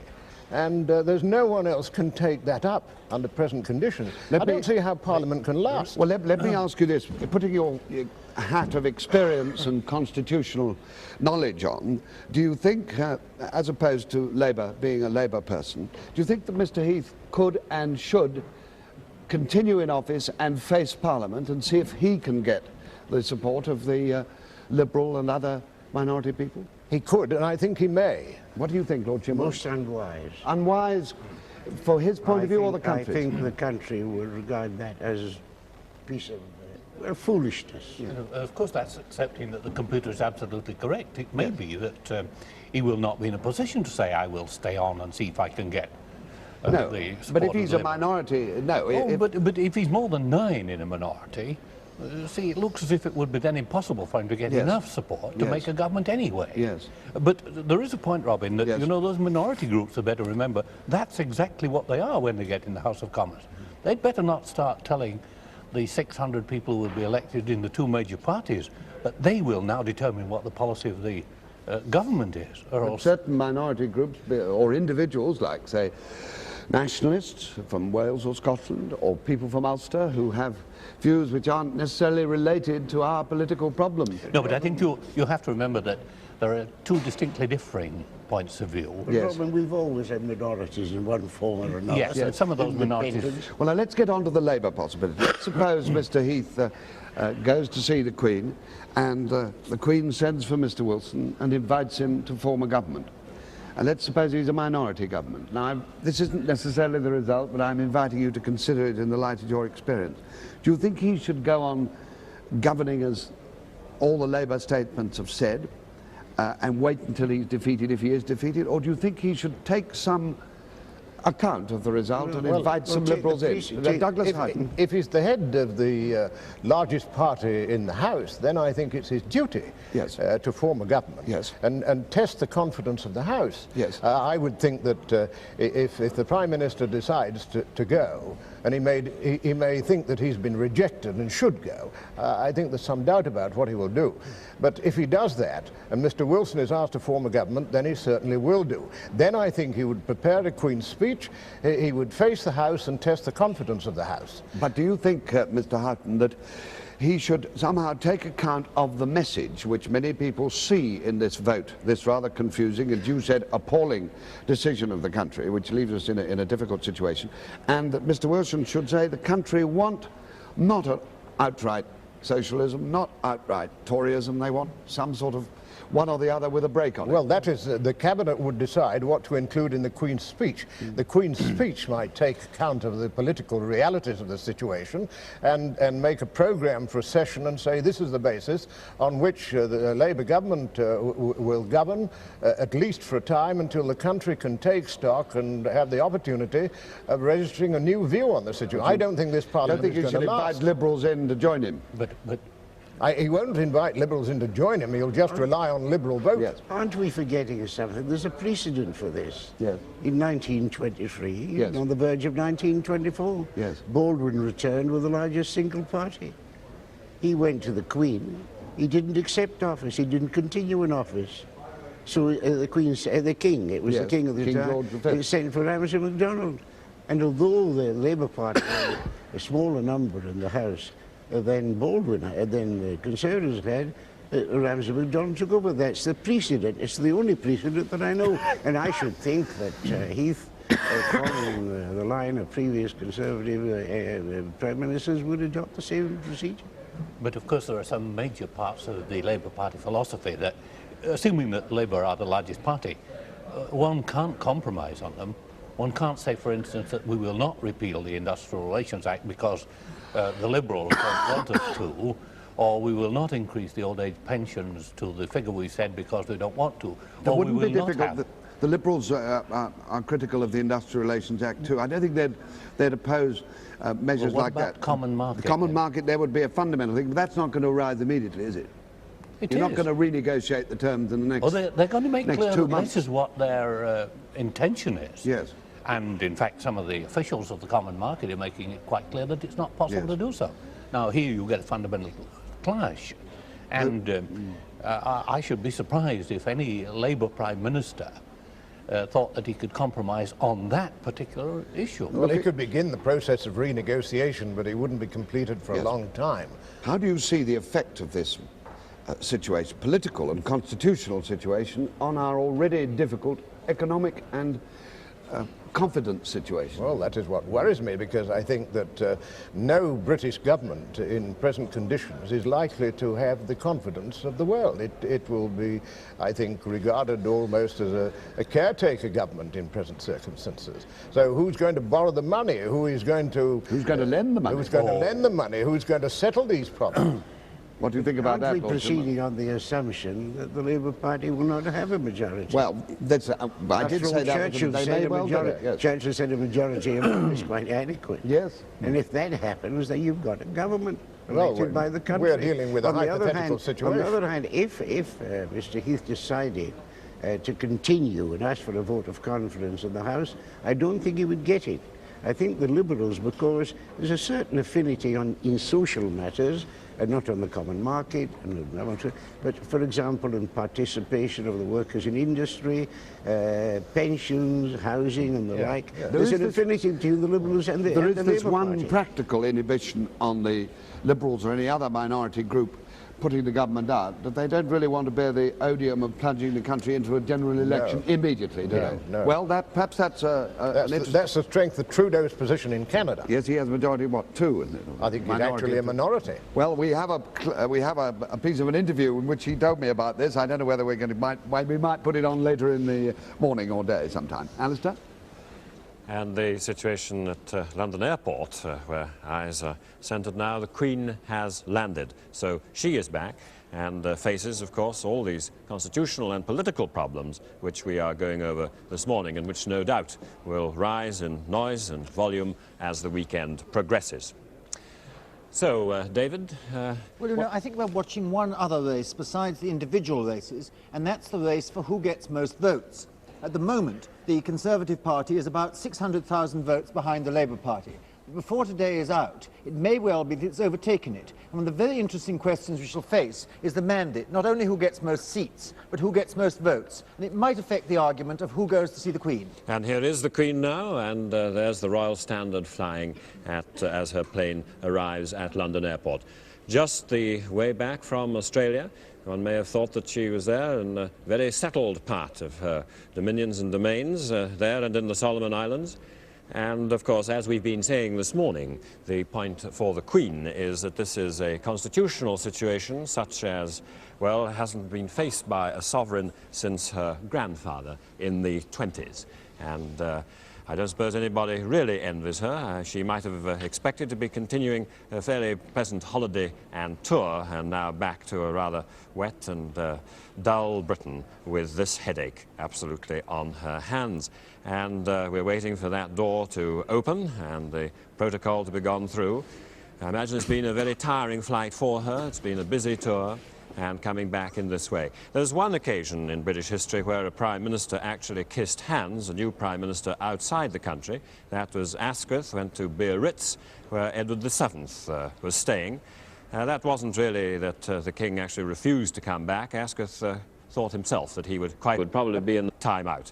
And indeed, there had been, of course, very considerable discussion about whether the election could be held on February the 28th with the Queen in Australia, but it was worked out that she could get back here in time to meet a new Prime Minister, or at any rate to be taking part in any changeover or confirmation. And the extreme of actually flying the Prime Minister out to Ghan or meet her halfway, well, that just didn't have to happen. And so she is safely back and waiting now. Let's see what the word is precisely from London Airport. I should think the Queen getting ready to come down, and staff, and walking down those steps and walking down into a very, very difficult weekend indeed. Well now, David, what is the sovereign's position here? She will take the advice of the outgoing Prime Minister? She will take the advice, but this is the first time since 1931 that a really difficult decision about who should be Prime Minister has faced a sovereign. This dilemma has always been solved for the sovereign by the political parties. It may be this time, they'll do their best to help her, but it's going to be a very delicate one where she and her advisers may have a major job to do. I see a familiar couple there coming behind her. Here is the Queen and, of course, Princess Anne and Captain Phillips. So much in the news there back in November. And this is a very different occasion, a return to perhaps a political crisis. Who knows, and who knows where it will end. Not very much ceremony. The car brought straight out to the plane, and obviously now a quick drive into London. Robert, what do you suppose the Queen would do in this situation? How much initiative does the sovereign really have? Well, a very important decision to make if there are possibilities of one person or another forming governments. And we have in these situations the negotiations that ordinarily go on between, if both major parties are close together, then she is looking for the person best able to form a government. And I think ordinarily you begin with the man in charge. If he can form a government, fine. Otherwise, you then talk to the opposition parties and see whether they will work together or whether there's a viable government there. Her private secretary, of course, now plays a very important part in the situation. Alistair. And there's the Queen, Princess Anne and Captain Mark Phillips on their way from London Airport and to the discussions and problems of the weekend, constitutional difficulties, and to talk about that, Robin Day has with him A.J.P. Taylor, the historian. Mr. Taylor, do you see any clear comparison in history with this situation, in political history, assuming that Mr. Heath gets a minority result, that's to say more than Labour but not an overall? Oh yeah, well, there are two very clear cases in the 20th century. In 1923, Parliament met early 1924, Baldwin had a majority over Labour, but he didn't have an overall majority, which is a similar position maybe. He thought of resigning, and the King said, no, you ought to meet Parliament and see whether Parliament sustain you. The day they met, there was a motion in favour of free trade. Labour and Liberals voted together. Baldwin was in a minority, and he then resigned. And the second largest party, Labour, then formed a government which lasted for 9 months. Of course, in this situation, Mr. Heath may have, and probably will have, fewer votes from Labour, and may think that he can carry on and face Parliament in the hope of getting enough support from the Liberals and the other oddities, or rather other independents or minorities, to sustain him. Is that good constitutional practice? That's the precedent of 1929. Yes. In that case, Labour had the largest number of members of the House, larger than the Conservatives, but not an overall majority. In this case, the order was Labour, Conservative, Liberal, and on that occasion, Baldwin said he was determined not to stay in office with Liberal support, and he therefore resigned at once, and Labour formed a government before it met Parliament. When it met Parliament, it received enough Liberal support to stay in power for over 2 years. But that is a case of, that would seem to that example, as you put it, with Labour at the top, then yes, Conservative just below, and then a Liberal minority, that would seem to be a precedent for Mr. Heath to resign. To resign, yes. But not to stay in. No. Well, the precedent of 1929, if in fact the Conservatives come second in the House and not first, is certainly that Baldwin resigned. Yes. And, but then there's no precise obligation on Mr. Heath to follow this precedent if he seriously thinks the Liberals would like to support him. His duty, his overriding duty, is that the government should emerge, a stable government should emerge, and if it's pretty clear from the first that the Liberals would not help the Conservatives to stay in, then Heath could resign. But would you expect in this situation the Queen, on advice, not only to see Mr. Heath, but also perhaps to see Mr. Thorpe and ask him, what are you going to do, or would she leave it entirely to her Prime Minister at the moment? She would leave it entirely to her Prime Minister. It's possible that her private secretary would make less official inquiries so that the Queen would be informed of the general position. She might say to him, I know that Mr. Thorpe won't support you if you stay in, so perhaps... She might, but I think it's really a decision for him to make. He is Prime Minister, and until he's defeated in the House, if he wishes, he can remain Prime Minister. Now, of course, I was trying to think, incidentally, when a Prime Minister had actually been dismissed by the Crown. For that, you would have to go back at least 200 years. Ah, well, that's I don't think the Queen would actually say to Mr. Heath, no, you're not good enough, you must go. Oh, no. But in 1931, the King George V did exert a considerable degree of discretion, did he not, in bringing about the formation of a coalition? Not very much. The situation, oh yes, certainly, but then this was held on the suggestion of the Prime Minister of the day, and it emerged from this that the leaders of the Liberal and Conservative parties wanted MacDonald to stay as Prime Minister and that they would support him, so that it was on their urging, actually originally on the urging of the Liberal leader, Sir Herbert Samuel. Characteristically, Baldwin, when he should have been at the meeting, couldn't be found. So he turned up late in the day, and Samuel had already said, let's have a coalition under MacDonald. So Baldwin said, oh, admirable idea, and they formed one, and incidentally, it's fascinating to think that this great national crisis of 1931, which practically ruined the Labour Party, produced a national government and 10% cuts all round, including cuts by the King himself. He cut his revenue by 10%, was provoked by a balance of payments deficit of £100 million. That's about what we do in a single week nowadays. Practically nothing like it all. From your reading of political history, Alan Taylor, what do you think is the likely result of this election in the course of events in the next 2 or 3 weeks? That Labour will come in and form a minority government? I should assume so. I think there is an obligation, after all, on politicians somehow to provide a minority government. I think all the talk about having to have another election straight away is foolish, because it would probably produce much the same result. And general dissatisfaction.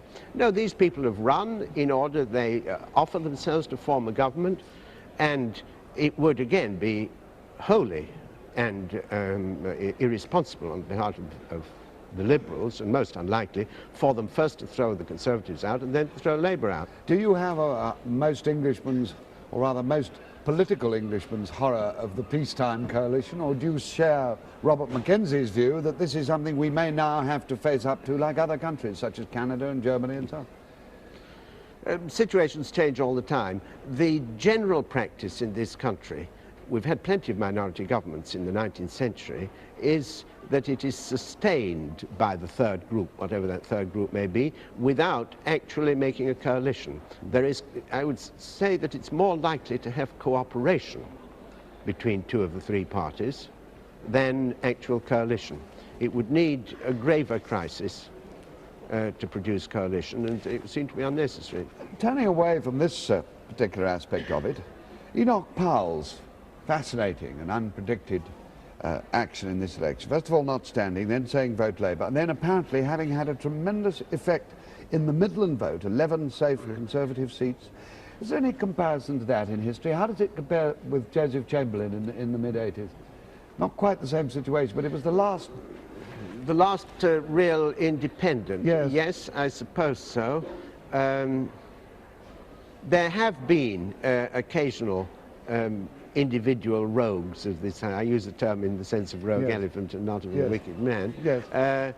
Powell is a very striking case, particularly as he wasn't even running himself. Yes. He didn't seek to build up a party. In a sense, an obligation rests on him now. Now, what do you see? Do you remember when he a few weeks ago, he said the arsenals of divine revenge were preparing the weapons which could bring him back? Do you think the arsenals of divine revenge fired off some weapons from Enoch Powell in this election? Well, I think it's very unlikely that the Conservatives would now say that they'd rather have Enoch Powell as their leader. This is, ultimately, you've got to become the leader of a party if you're going to achieve power, at any rate in peacetime. If the situation was really tremendously critical, people might join behind Powell in the way that, say, Lloyd George was swept to the front in 1916, or even the way in which Churchill became Prime Minister in 1940. Neither of them was the leader of the party. But they were both wartime situations. Exactly. Thank you, Mr. Taylor. Alistair? Well, some speculation about high politics and constitutional matters. Now, a little domestic detail. Bernard Falk is outside number 10 Downing Street. That's the door where everything goes in, from milk to returning prime ministers. And he's talking now to Mr. Wilson's former cook. Right, well, welcome back to number 10 Downing Street, or welcome to it if you've only just joined us. And the scene here is that just over here on my right, quite a vast number of pressmen, photographers, film cameramen, all waiting present in the expectation that Mr. Heath may be leaving. Mr. Heath, in fact, came here at 3 o'clock in the morning after leaving a champagne reception, and he went immediately to bed. Now, we've been out here since 6 o'clock, and since then we've met Mr. Heath's milkman, and we've also met his postman, and we've met quite a few other people as well, including the policeman. But I have with me somebody who knows the inside of number 10 very well indeed, Mrs. Alice Green. Now, you used to be the cook here for Sir Alec Douglas-Home, is that right? Yes, that's right. Now, what was it like actually working here? Well, I thoroughly enjoyed it. It was very nice, homely. What kind of kitchen did you have? Wonderful kitchen. I was very lucky. It had just been redone and everything was perfect. Now, when you were living in here, did you ever sort of, you know, pretend a little bit sometimes that perhaps... Oh, I think I did, you know. I felt a little bit important. It never dawned on me, though, not at first. Yeah. But afterwards I realised what it was all about. What sort of place is it? I mean, we hear stories that perhaps it was not the most comfortable place in which to live at one stage before it was restored. What was it like inside?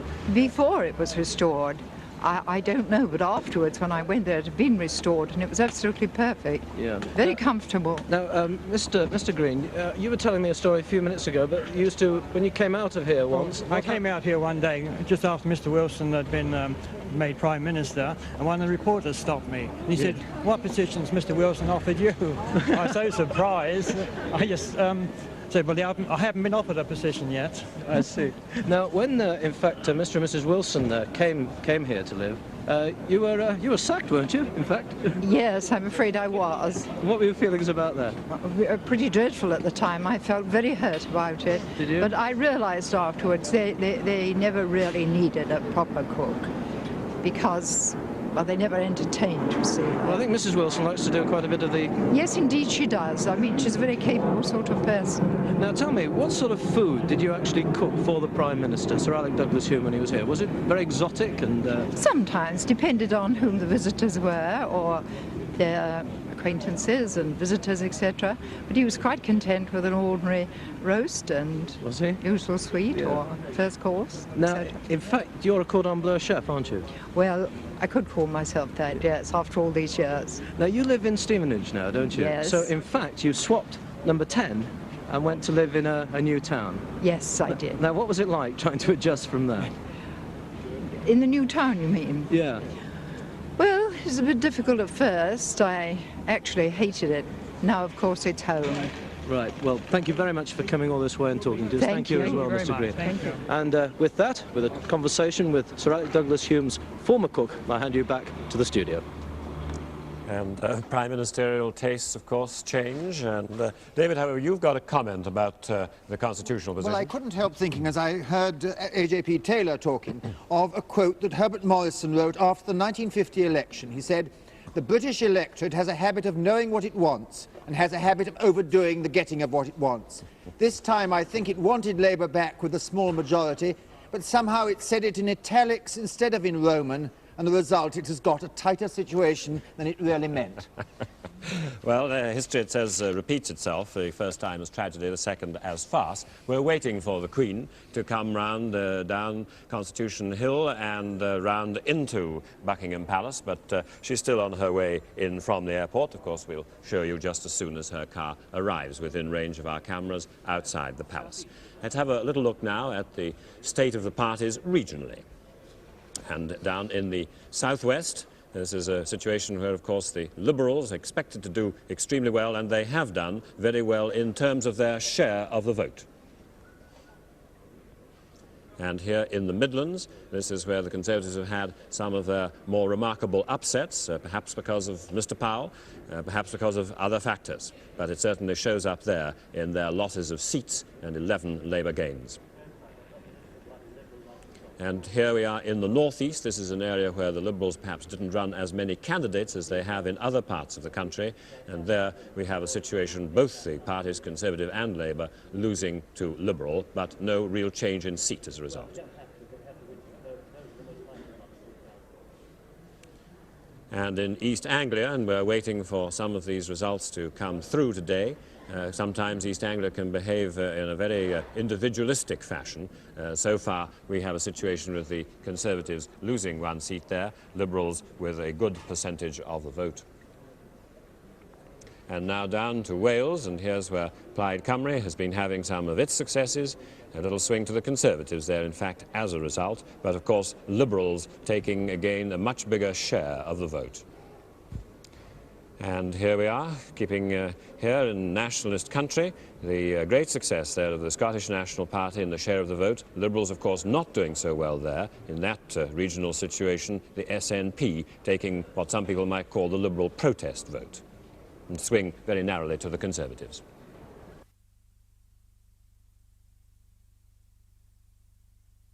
This is the situation where we are at, waiting for the first results today to come in. And Conservatives 177, Labour 255, Liberals 5, and others 5. That's Nationalists, of course, and Mr. Taverne. And that's the way that the British public has voted up to now. Of course, what we have to decide is how the rest of the world is going to look at Britain. And the situation there of the Labour lead over the Conservatives at the moment of 78, but there's 193 results to come, many of which are expected to to help the Conservatives. And the predicted winner is that Liberals hold the balance. Well, now, all over the world, people, of course, are already waking up. The reactions will be coming from Europe as to what is happening to the pound. And a little later on, of course, we'll be getting the reactions from North America, what they think of Britain's economic situation. Well, now, in Birmingham, Tom Coyne has got two stockbrokers to give their view of the financial situation. Tom? Well, the reaction generally, as far as the public are concerned here in the streets of Birmingham, has been rather mixed. But I'd like to ask you, as stockbrokers, what has been the immediate effect of the election? Well, the immediate effect has been a very sharp markdown on prices. I should think the index, it isn't quite out yet, but I should think the index is down about 20 or 30 points. It is trying to rally, but while the uncertainty is there, I can't see a rally going very far. Well, the way things are going at the moment in the count and so on, what effect generally do you think it's going to have on the future? Well, the main thing is the uncertainty. That is the worst thing we can have in the stock exchange. Prices, as I said, have been marked down, and it's just anybody's guess until the full outcome. If the stock market falls, it has suffered quite a lot in the past few months. If it falls again, is this going to be a bad thing for industry generally? Extremely bad, yes. There'll be shorter finance. And I think confidence is the main thing that industry wants at the moment. There'll be a marked lack of confidence. See, many people think that a dabble on the stocks and shares is just a gamble, as if you were putting something on with a bookmaker. Would you say there's a much more serious side to it than that? Oh, very much more serious, yes. I think this attitude of gambling is totally wrong. It's support of industry, and it's industry that needs the support. What are the sort of things as stockbrokers you would have liked to have seen in this election? What would you like to have seen come out of it? Well, we'd have liked to have seen a clear-cut majority for the Tories. Something that they could work on, and something that they would have a clear mandate for the next 5 years. In an area like the Midlands, where there are so many small industries as well as the major ones, is it then a serious blow if the market is badly affected? Yes, I think so, because it's the uncertainty. We just don't know where we are. And as far as I can see, we'll probably be having another election within the next 6 months or a year. What about the small investor? There's no doubt as well that a firm budget is needed. And I don't know what the position now will be with the present election on how that can react into the budget. The confidence of the small investor has been sorely tried lately. Do you think there's likely to be any kind of panic now? I wouldn't say panic. I think the markdown in prices, as we've seen this morning so far, will resist any panic selling coming in. I think, in fact, as John has said, the reaction so far is to go a little bit better from the initial markdown. One of the things that one can expect at this time of the year, coming to the end of the financial year, is a sort of tax loss selling. Is this likely now, do you think, to step up a bit with the fear of a hard budget? I think the majority of it's been done already. But I also think that the big worry is the pound. I don't quite know what it is. This is very weak this morning. It is very weak indeed. This element, I think, is very frightening. If there is a run on the pound, weak currency, this could start a new crisis. Well, gentlemen, thank you very much indeed. Thank you very much. Okay. And some views there, which of course will underline in many people's minds, no doubt, the need for some quick political decisions as well as for some hard decisions. We will be watching the state of the pound during the day, just as we will be watching the state of the parties and the state of the vote. And for a little look at that now, Bob. I'd like to look at the total vote situation, first of all, because this is one of the astonishing stories of the election, really. You'll see that the Conservatives and Labour are one just below, the other just above 8 million, with some prospect of narrowing the gulf between them in terms of total vote as Conservative seats come in today. The Liberals got half as many votes as the two major parties. They, in fact, got 5 seats against the 255 seats Labour has and the 177 the Conservatives have. This means that it took 800,000 votes to elect each Liberal MP so far elected. And this is going to be one of the great turning points in the argument about a possible reform of the electoral system. I think, as I say, perhaps a Royal Commission on it. Then if you look further at the position on the share of vote, again an interesting story appears. Both major parties, look at the right-hand column down. Both major parties have lost substantially in the 442 seats that have been contested so far. The Conservatives are down 7.5%, top right-hand corner. Labour's down 5.5%. The only gainers in popular support in this election have been the Liberals and others. But both parties have had that kind of contest, and it works out to what we call all evening a swing to Labour. In fact, there's been a swing away from the Conservatives, away from Labour, and to the Liberals and others. And that, again, is a factor of major importance in this situation. Incidentally, I've been going back through the history of the share of the vote the party's been getting, and I can't find in modern times the Conservatives ever getting so low a share of the vote as 37.6%. And I can't find the Labour Party going as low as 40.5 since 1935. And that really is another aspect of the story, the swing away from the big parties, which when you look at the figures for voting is very impressive indeed. Bob, don't go away, because we have, besides the election going on here, besides the problem of the pound, a most serious issue, and I'm going to allow 3 3-minute rounds to the 2 contestants. And over here, on my left, we have Graham. Well, I don't think Bob and I are going to fall out of this, but I do feel that I'd like to come back to his comments earlier about the computer and the great expense it's put us all to. I think this last night was a triumph for the computer, for the television computer projects team, and not least for Clive Payne as well. And if you look at the predictions that the computer was producing, from 10 results onwards, only for one brief spell did it suggest the Conservatives might be ahead, and the range of the predictions was really quite narrow. I think the point really is that having got this far, the computer says it's okay to resurrect the swingometer. But we might well have been saying that that wouldn't be the case had the Liberal vote turned out slightly differently. Well, I'll settle for that. We've just said... This cost £5, and I'm not sure what his exercise cost. We've just formed a minority government of one kind or the other. It's nice to see some agreement here on Friday morning. And I think this is an opportunity, of course. The counting is going on now up and down the country for these remaining seats, the very vital seats indeed, which will show the party leaders and indeed all of us what our fate is likely to be and what complications there are and what are going to be overcome and what may not be overcome in the coming days and weeks. And Robin has his journalists with him.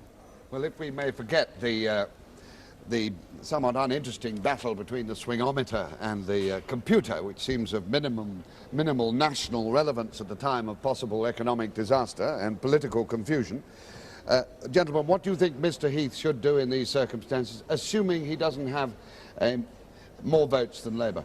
Well, I think he'll be... Ian Waller of the Sunday Telegraph. Yeah, I think he'll be tempted to try and carry on, to keep on as Prime Minister and keep a Conservative government in. You say tempted as if he was doing something sinful by that. No, he's not doing something simple. He's doing something perhaps rather natural. But you can't be tempted to do something. All right, you can't be tempted to do it. But obviously he's got to make up his mind whether he has suffered a moral defeat that undermines his authority, or whether with one majority he might, over Labour, he might be able to continue to form a government and maintain a majority in the House of Commons. Because the president is against him, isn't it? As J.P. Taylor was discussing with me earlier, the president of 1929, as you remember, was Labour had 287. Conservative had 260, and the Liberals had 59. Now, leaving aside the fact the Liberals haven't got as many as that, or the minorities this time, that's a similar situation, and Baldwin resigned. He didn't carry on, did he? I think that surely Mr. Heath, in those circumstances, would have to take soundings as to the amount of support that would be available to him. And if the Liberals said, we will support you through thick and thin, I think that he would have the moral responsibility to carry on and carry on the administration of the country. But that is my opinion. And I don't think he'd get that sort of Liberal commitment. So what you're saying is this means talks between Mr. Heath and Mr. Thorpe fairly soon, because he couldn't just hang on without having talked to Thorpe, could he? Certainly not, no. And I think that they've got to be because talks. some very difficult economic decisions have got to be taken. Yes, they've got to be talks between Thorpe and Heath. And in different circumstances between Thorpe and Wilson. And for Harold Wilson to say, no deals, no backstairs intrigue, is rubbish. Well, because if you are in a minority position, you have to do deals. There is no other way of going about it. Now, may I retrospectively, for those who may not recognise you, which are probably very few people, Alan Watkins of the political correspondent of the New Statesman. I'd apologise for having made that retrospective introduction.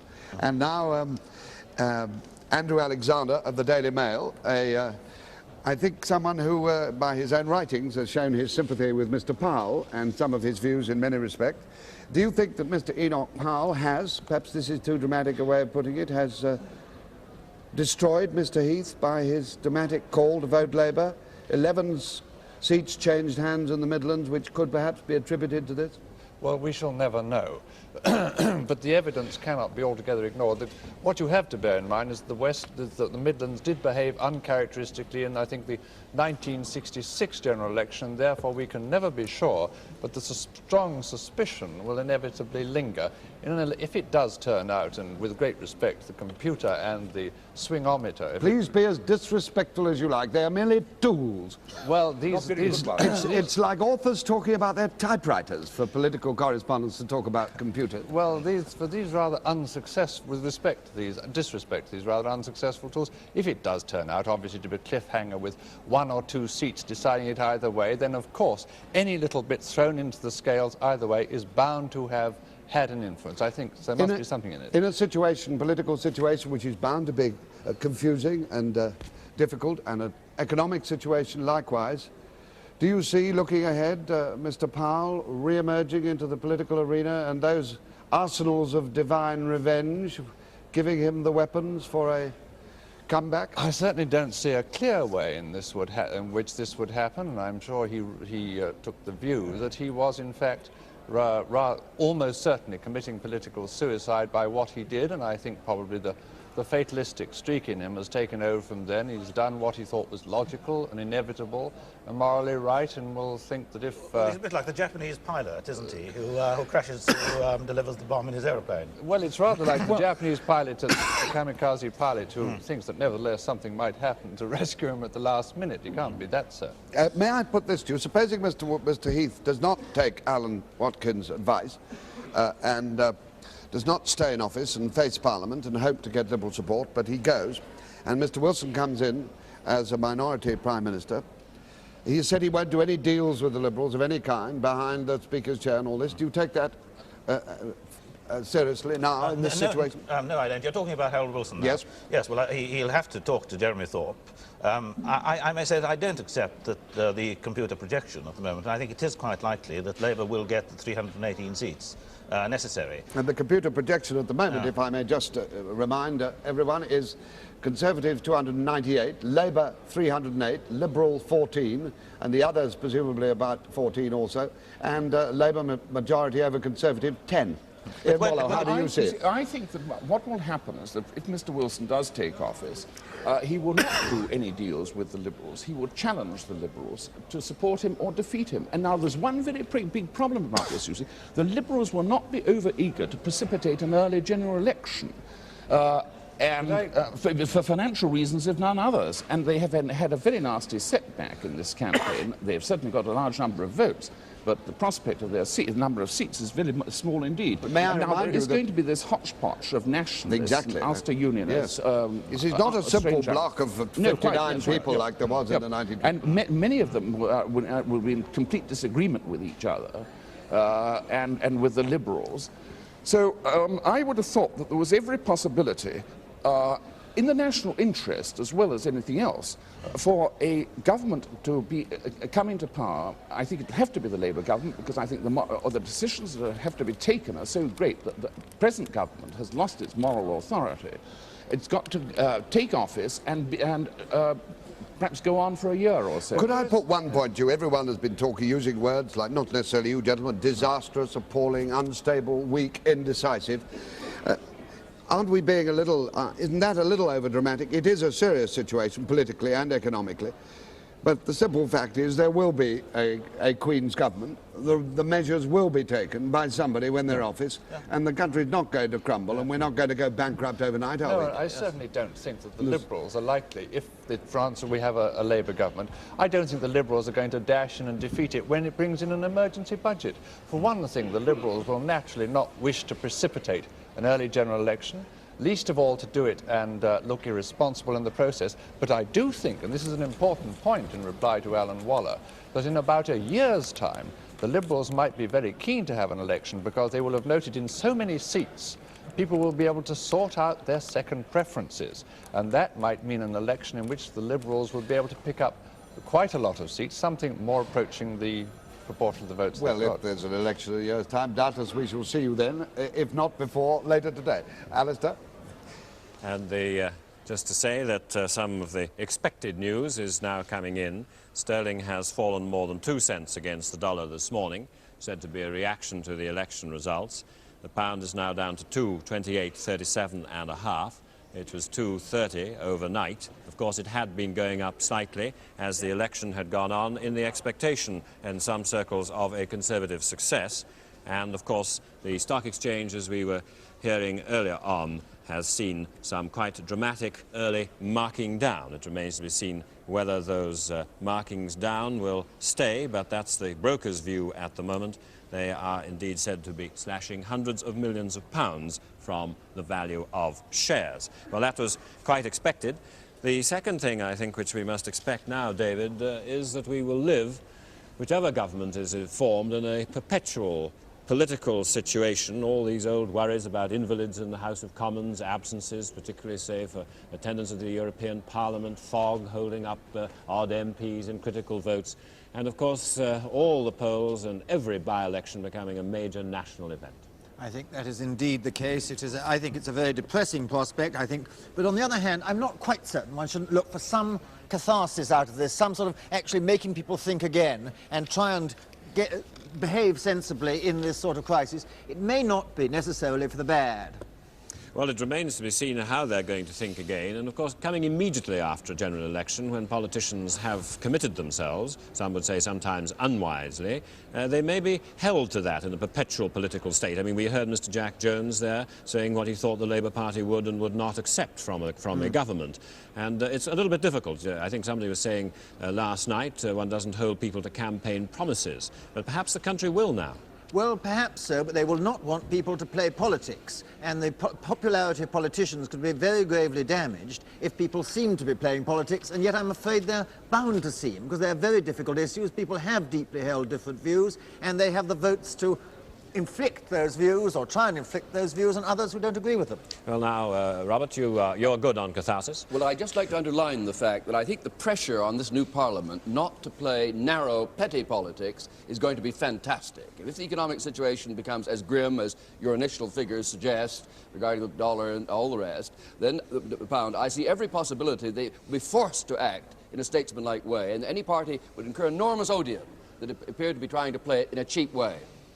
Of course, one of the interpretations of the election result, which is quite possible abroad, is being made here in this country, is that this is the election which was won by the don't knows. It was an election to be indecisive. Now, how do politicians react in that situation? Well, in a curious way, the fact there are perhaps 5 million Liberal votes before the thing is finally counted around will make it very difficult for the two big parties, I think, to ignore the fact that they've had a vote of no confidence in both of them in one sense, much more the Tories perhaps than Labour, but nonetheless there is this feeling in the country, quite clearly, the big parties have not been successful, and therefore I think again there'll be a tendency to play in the interests of the more neutral part of the community, the don't knows if you like, and people who've plumped for the third and fourth parties. Let's look at the situation now with the miners, Bob. The election was called by Mr. Heath ostensibly because the miners' strike came on.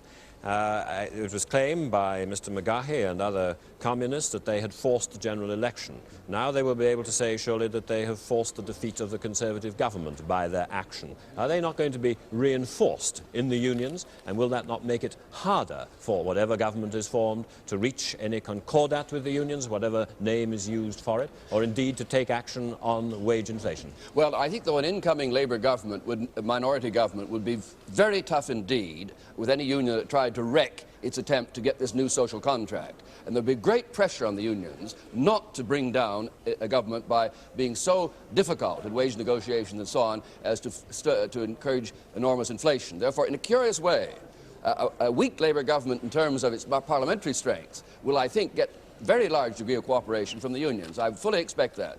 Well, there's the element of catharsis. Thank you very much.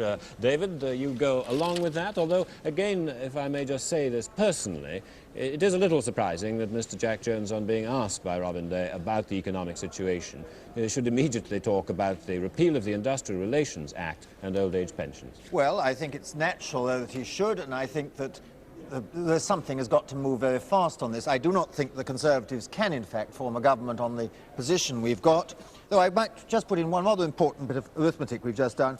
If no seats were to change hands, if all the seats we've still got, the 193 we've got to come, were to stay as they are, then the Conservatives would have 303 seats, Labour 303, the Liberals 10, and others 7, and that leaves out the 12 seats in Ulster, of which none would be Labour as such, but 4 or 5 might be Conservative as such. So the Conservatives could, if there were no seats changing hands, go in, conceivably be the largest party. There are, in fact, about 5 seats that I would guess Labour will win from the Conservatives, but then there are a lot of seats in Scotland and Wales which will change hands not between Conservative and Labour, but between Conservative and Nationalist, Conservative and Liberal, and 1 or 2 between Labour and Nationalist, possibly. Yeah, these Ulster results, as you say, are going to be very important when they do come in. One would expect, of course, perhaps Mr. Jerry Fitt to vote for Labour, as he has done in the past in organising the House of Commons. Possibly someone like Captain Orr in South Down, if he is returned, to vote with the Conservatives in organising the House. Whether he disagreed immediately thereafter, we don't know. I would have thought the great majority of the loyalists would be there, but I don't think a government would like to hold office with the support of those loyalists, and I can't really see the Liberals working in with that sort of coalition, which would be the only way in which the Conservatives could make 318 supporters. Well, now, these are some of the puzzles which are coming. We went over that list of seats that Labour has got to take today, or a fair number of them, if it's going to have any prospect of being the largest single party and perhaps in a commanding position in the House. Which ones do you think are particularly critical there? Now, Labour must get Bosworth back. I think Bosworth, from what I know, I went there during the election, I think Bosworth is a fairly good bet for Labour, or certainly on the current swing and with the miners there. I think Beeston is a fairly good bet for Labour. Chorley, I'm not so sure. I think it probably is, granted the swing we've been having in Lancashire. And Falmouth and Campbell, and I'm much more doubtful about that. And those are the really good bets for Labour, just 3 out of the whole lot. There are others which would go on a 4% swing or above, or Doncaster on a 3% swing. I shouldn't again have thought that Doncaster is another possible, but there really are only about 4 more gains for Labour at the expense of the Conservatives. Well, these are results which are still to come in today, of course, as the counting continues. Tom Coyne now is again in Birmingham. Well, he hasn't left Birmingham. We just came away for a little while to discuss things here in London. Let's go back to him. Well, here in Birmingham, I've gathered a few ladies around me. What do you feel about this election? Well, I think that whoever gets in, they don't help you. Prices are still the same, and That don't seem to do anything for you. It's just the same thing over and over again. Does this mean, as far as you're concerned, you couldn't care less which government gets to I couldn't care power? less who gets in, because it's still the same. But surely it's going to affect you, the policies of the government. It's going to affect the pound in your pocket and everything. But it makes no difference, because the prices still go up, don't they? Did you bother to vote? I haven't voted, no, not this time. Well, I wasn't interested, really. But don't you think it's wrong, you know, for someone not to vote? No, I don't think so. What about you, madam? Did you vote? No, I didn't, no. Why not? Well, I've never voted, to be quite honest with you. Well, you've never ever voted? No, never. Why not? Well, I've never been interested in politics. But surely politics affect your life. The decisions of the government are things which affect you. Well, it makes no difference, does it? I mean, no matter who gets in, you don't seem to get on top of them. Do you? This hits me pretty hard. You really feel that, do you? That whatever government is in, you as a housewife, it's going to make no difference at all. I don't think so, because the prices have gone sky high in the matter of a few months. I know, but perhaps if there was a change of government, perhaps it would change that if you'd exercised your vote. The only thing I can say, and that is if they only help the old age pensioners and the handicaps and all those people that's actually needy. Well, let's turn to these other ladies here. Did you vote? Yes, I did. Now, what do you feel about the election so far? Well, I'll wait till the whole of the results come in first before I make a decision, but Well, look, I'll just move you over here for a moment. What is the sort of thing you'd like to see come out of this election as a housewife? Well, control on the prices of the food to start with, and quite a bit of help for the old age people, of course. Are you out now getting in the weekend groceries? Yes. Would you say that there has been quite a change in price over the past few months? Oh, yes, there has quite a lot, yes. The other lady here, what is your reaction to the election as it stands at the moment? I don't know the final results or anything. None of us do yet. No, but I do hope if whoever gets in will, give us a break on the food prices. Well, let's hope they do. Anyway, thank you all very much indeed. Thank you. And Tom Coyne's housewives and ladies there this morning suggesting perhaps that it was prices that were the Conservatives' Achilles heel in the Midlands and not just Mr. Enoch Powell. However, Robert Mackenzie. There's one person who stands in the shadow of the throne, normally, who now begins to play a vital role in the Constitution. That is, of course, the Queen's private secretary, Lieutenant Colonel Sir Martin Charteris. He's previously Assistant Private Secretary to the Queen, before that Secretary to the Queen when she was Princess Elizabeth, and he took over from Sir Michael, now Lord Dean. Now, the key thing to understand about him is that he will be, in a very real sense, liaison for the Queen in her relationships with the various party leaders. Not that she will not have the formal decision to make herself, but historically, the private secretary to the monarch has often played an absolutely key role, and his understanding of the complexities and all the rest of the situation will be of great importance. There's one slight complication, of course. He spent the last several weeks in the South Pacific with the Queen and may not therefore have quite the feel of the situation as he gets off the plane now. But there's no question about it. This man becomes a key figure behind the scenes. And obviously a very difficult weekend for him as well as for the Queen, and indeed as well as for all the party leaders who will be making their way if they're not in London. Mr. Wilson, of course, is still up there in Liverpool. Mr. Thorpe, they'll all be making their way to London, no doubt, and all no doubt have had some interesting conversations on the telephone with some of their lieutenants and advisors already.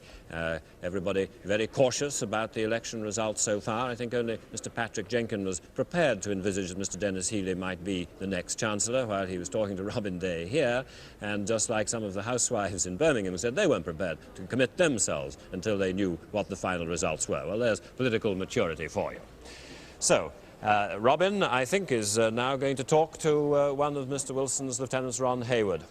And the General Secretary of the Labour Party, Ron Hayward. Good morning, Ron. Good morning, Robin. Well, after the night, looking at this result, would you agree that the country has refused a vote of confidence in the full sense to both the major parties? What influence will that have on Labour's attitude to the situation if Mr. Wilson is called on to form a minority government? Well, if. We're still waiting for the results, as you know. Yes. And there's still quite a number to come. And I've been watching you poor fellas pallitate, trying to straight rein to say something to say. I feel sorry for you. I'm just sat over here. I feel sorrier for you. No, I've been sat here listening to you and looking at you, and I must say that the most profane remarks that have been made in the 40 minutes I've been watching you was made by you. Oh. And that is that... Did you say profane? Profound, my dear profound. fellow. Oh, thank you very much. Go ahead, nobody's ever said that before. We're still a great country. Whatever government's going to take place, they're going to make decisions. But as I see it, whatever way they say, and I understand the party across the scale don't want to make any comment until they've got all the results in, whatever you make of the result, it's a clear indication that they didn't want a Conservative government in this country. And given the opportunity, whether it's a minority or a majority, the Labour Party would form a government. Now, may I put this question to you? And so far as I can remember, it has not yet been raised in all our discussions. Let us suppose that the difference between Labour and Conservative is very narrow indeed. So let's say Labour has half a dozen seats more than the Conservatives in the end result, and there's this Liberal and Nationalist and oddment minority of, say, about 30 seats in the House of Commons.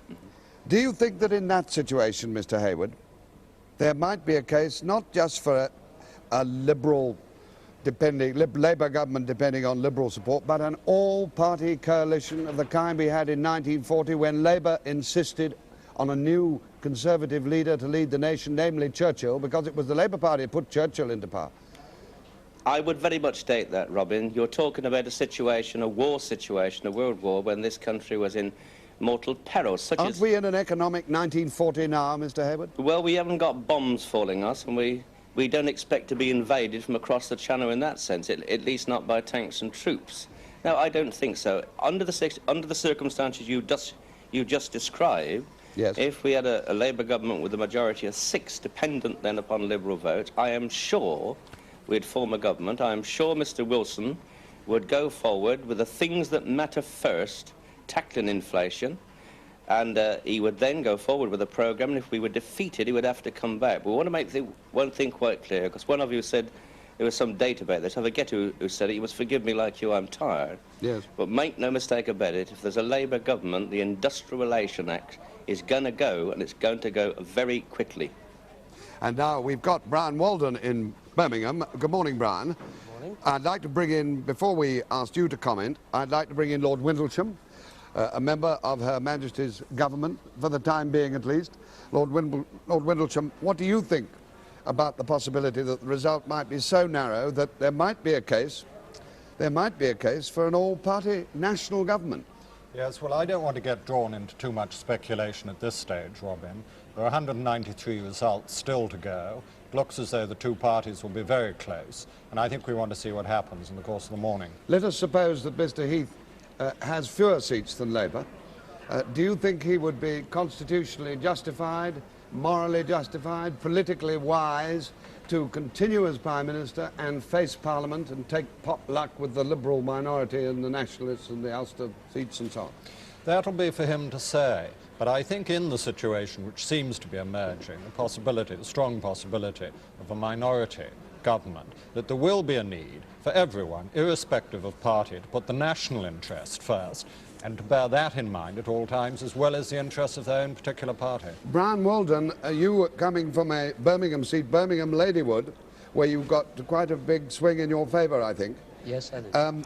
Do you think that Mr. Enoch Powell's call to people to vote Labour had a great effect in the Midlands, and do you think that, to some extent at any rate, he can claim, were he to wish to do so, to have helped to put Mr. Heath out of office at this election? Well, I don't think it had a great effect, Robin, but looking at the results, I think it must have had some effect, because the swing in the West Midlands is markedly higher than that in the rest of the country.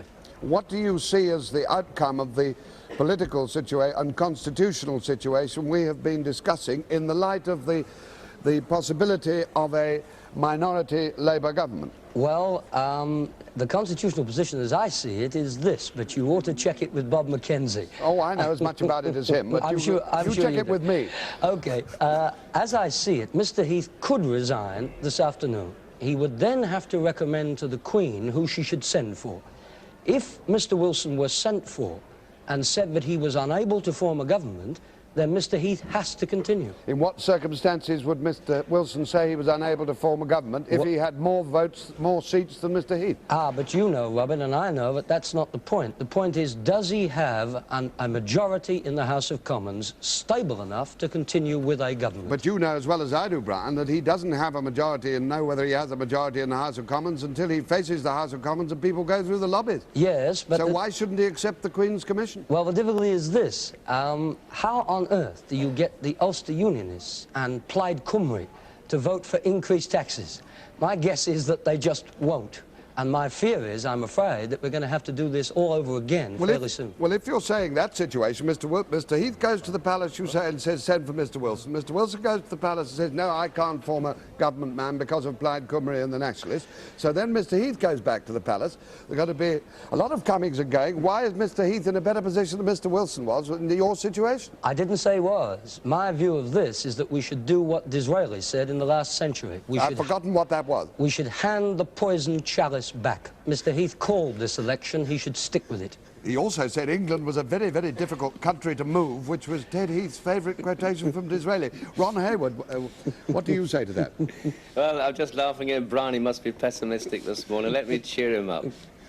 If there's a possibility of the Labour Party forming a government, I can tell Brian we're going to form a government and we shouldn't go and say we can't and hand this poisoned chalice back. The chalice has been poisoned for 3.5 years. We want to turn it upside down and get a bit of champagne in it for the country. Well, what do you say about that? Champagne and the poisoned chalice, our metaphors are getting intoxicating, Lord Windleton. Our metaphors are getting intoxicated, aren't they? And it was interesting to see the difference there between Brian Walden and Ron Hayward. All this underlines, No, you're not fighting a campaign now. They're just having an early morning discussion. I know. But all this underlines, doesn't it? There are 193 seats to come. I think I heard David Butler say that if no seats changed hands, that could produce Conservative and Labour with exactly the same number of seats. In that sort of situation, it's very difficult to see how things might break. Even in that situation, you say, like Ron Hayward, that there's no case for an all-party 1940s style coalition government, which many people in the country would respond to, you know. Yeah, but look how far apart the parties are. When was the last a coalition in peacetime when the parties have had different approaches to the problem, different analysis, 1931, but may I suggest this? You say the parties are a long way apart, and we know we've had an election campaign, and Ron Hayward will say the same thing, but a lot of people watching will say now, in this situation, a balance of payments crisis, an industrial dispute, whoever comes into power, leaving aside certain matters of party doctrine on long-term matters, are going to have to do much the same sort of thing in the next few months. Isn't there something in that? Yes, but there are central issues of policy, you see. If the Labour Party were the largest party, what would they do about Europe? Well, they're not going to do anything about Europe in the first week, are they? No, indeed. They might send Peter Shaw to Brussels, but nothing's going to change in the first week. But it would affect our relations with the Liberal vote, would it not? Yes. And Ron Hayward? Well, I should be very happy indeed if they send Peter Shaw to Brussels. Now, I never thought I'd be agreeing with Lord Windlesham, but I did on the 2 minutes ago what he said. We are so far apart. We have nothing in common with the Conservative Party whatsoever, and very little with the Liberal Party. Having said that, of course you're right, Robin. All parties will put the nation first, and I'm sure would respond to legislation in the Commons in the interest of the nation. But what we're interested in is forming a government, and if we form a government, we should go forward with first things first, and then on to the manifesto, which we promised the people we would do. Brian Walden, one final comment from you, please, on this question.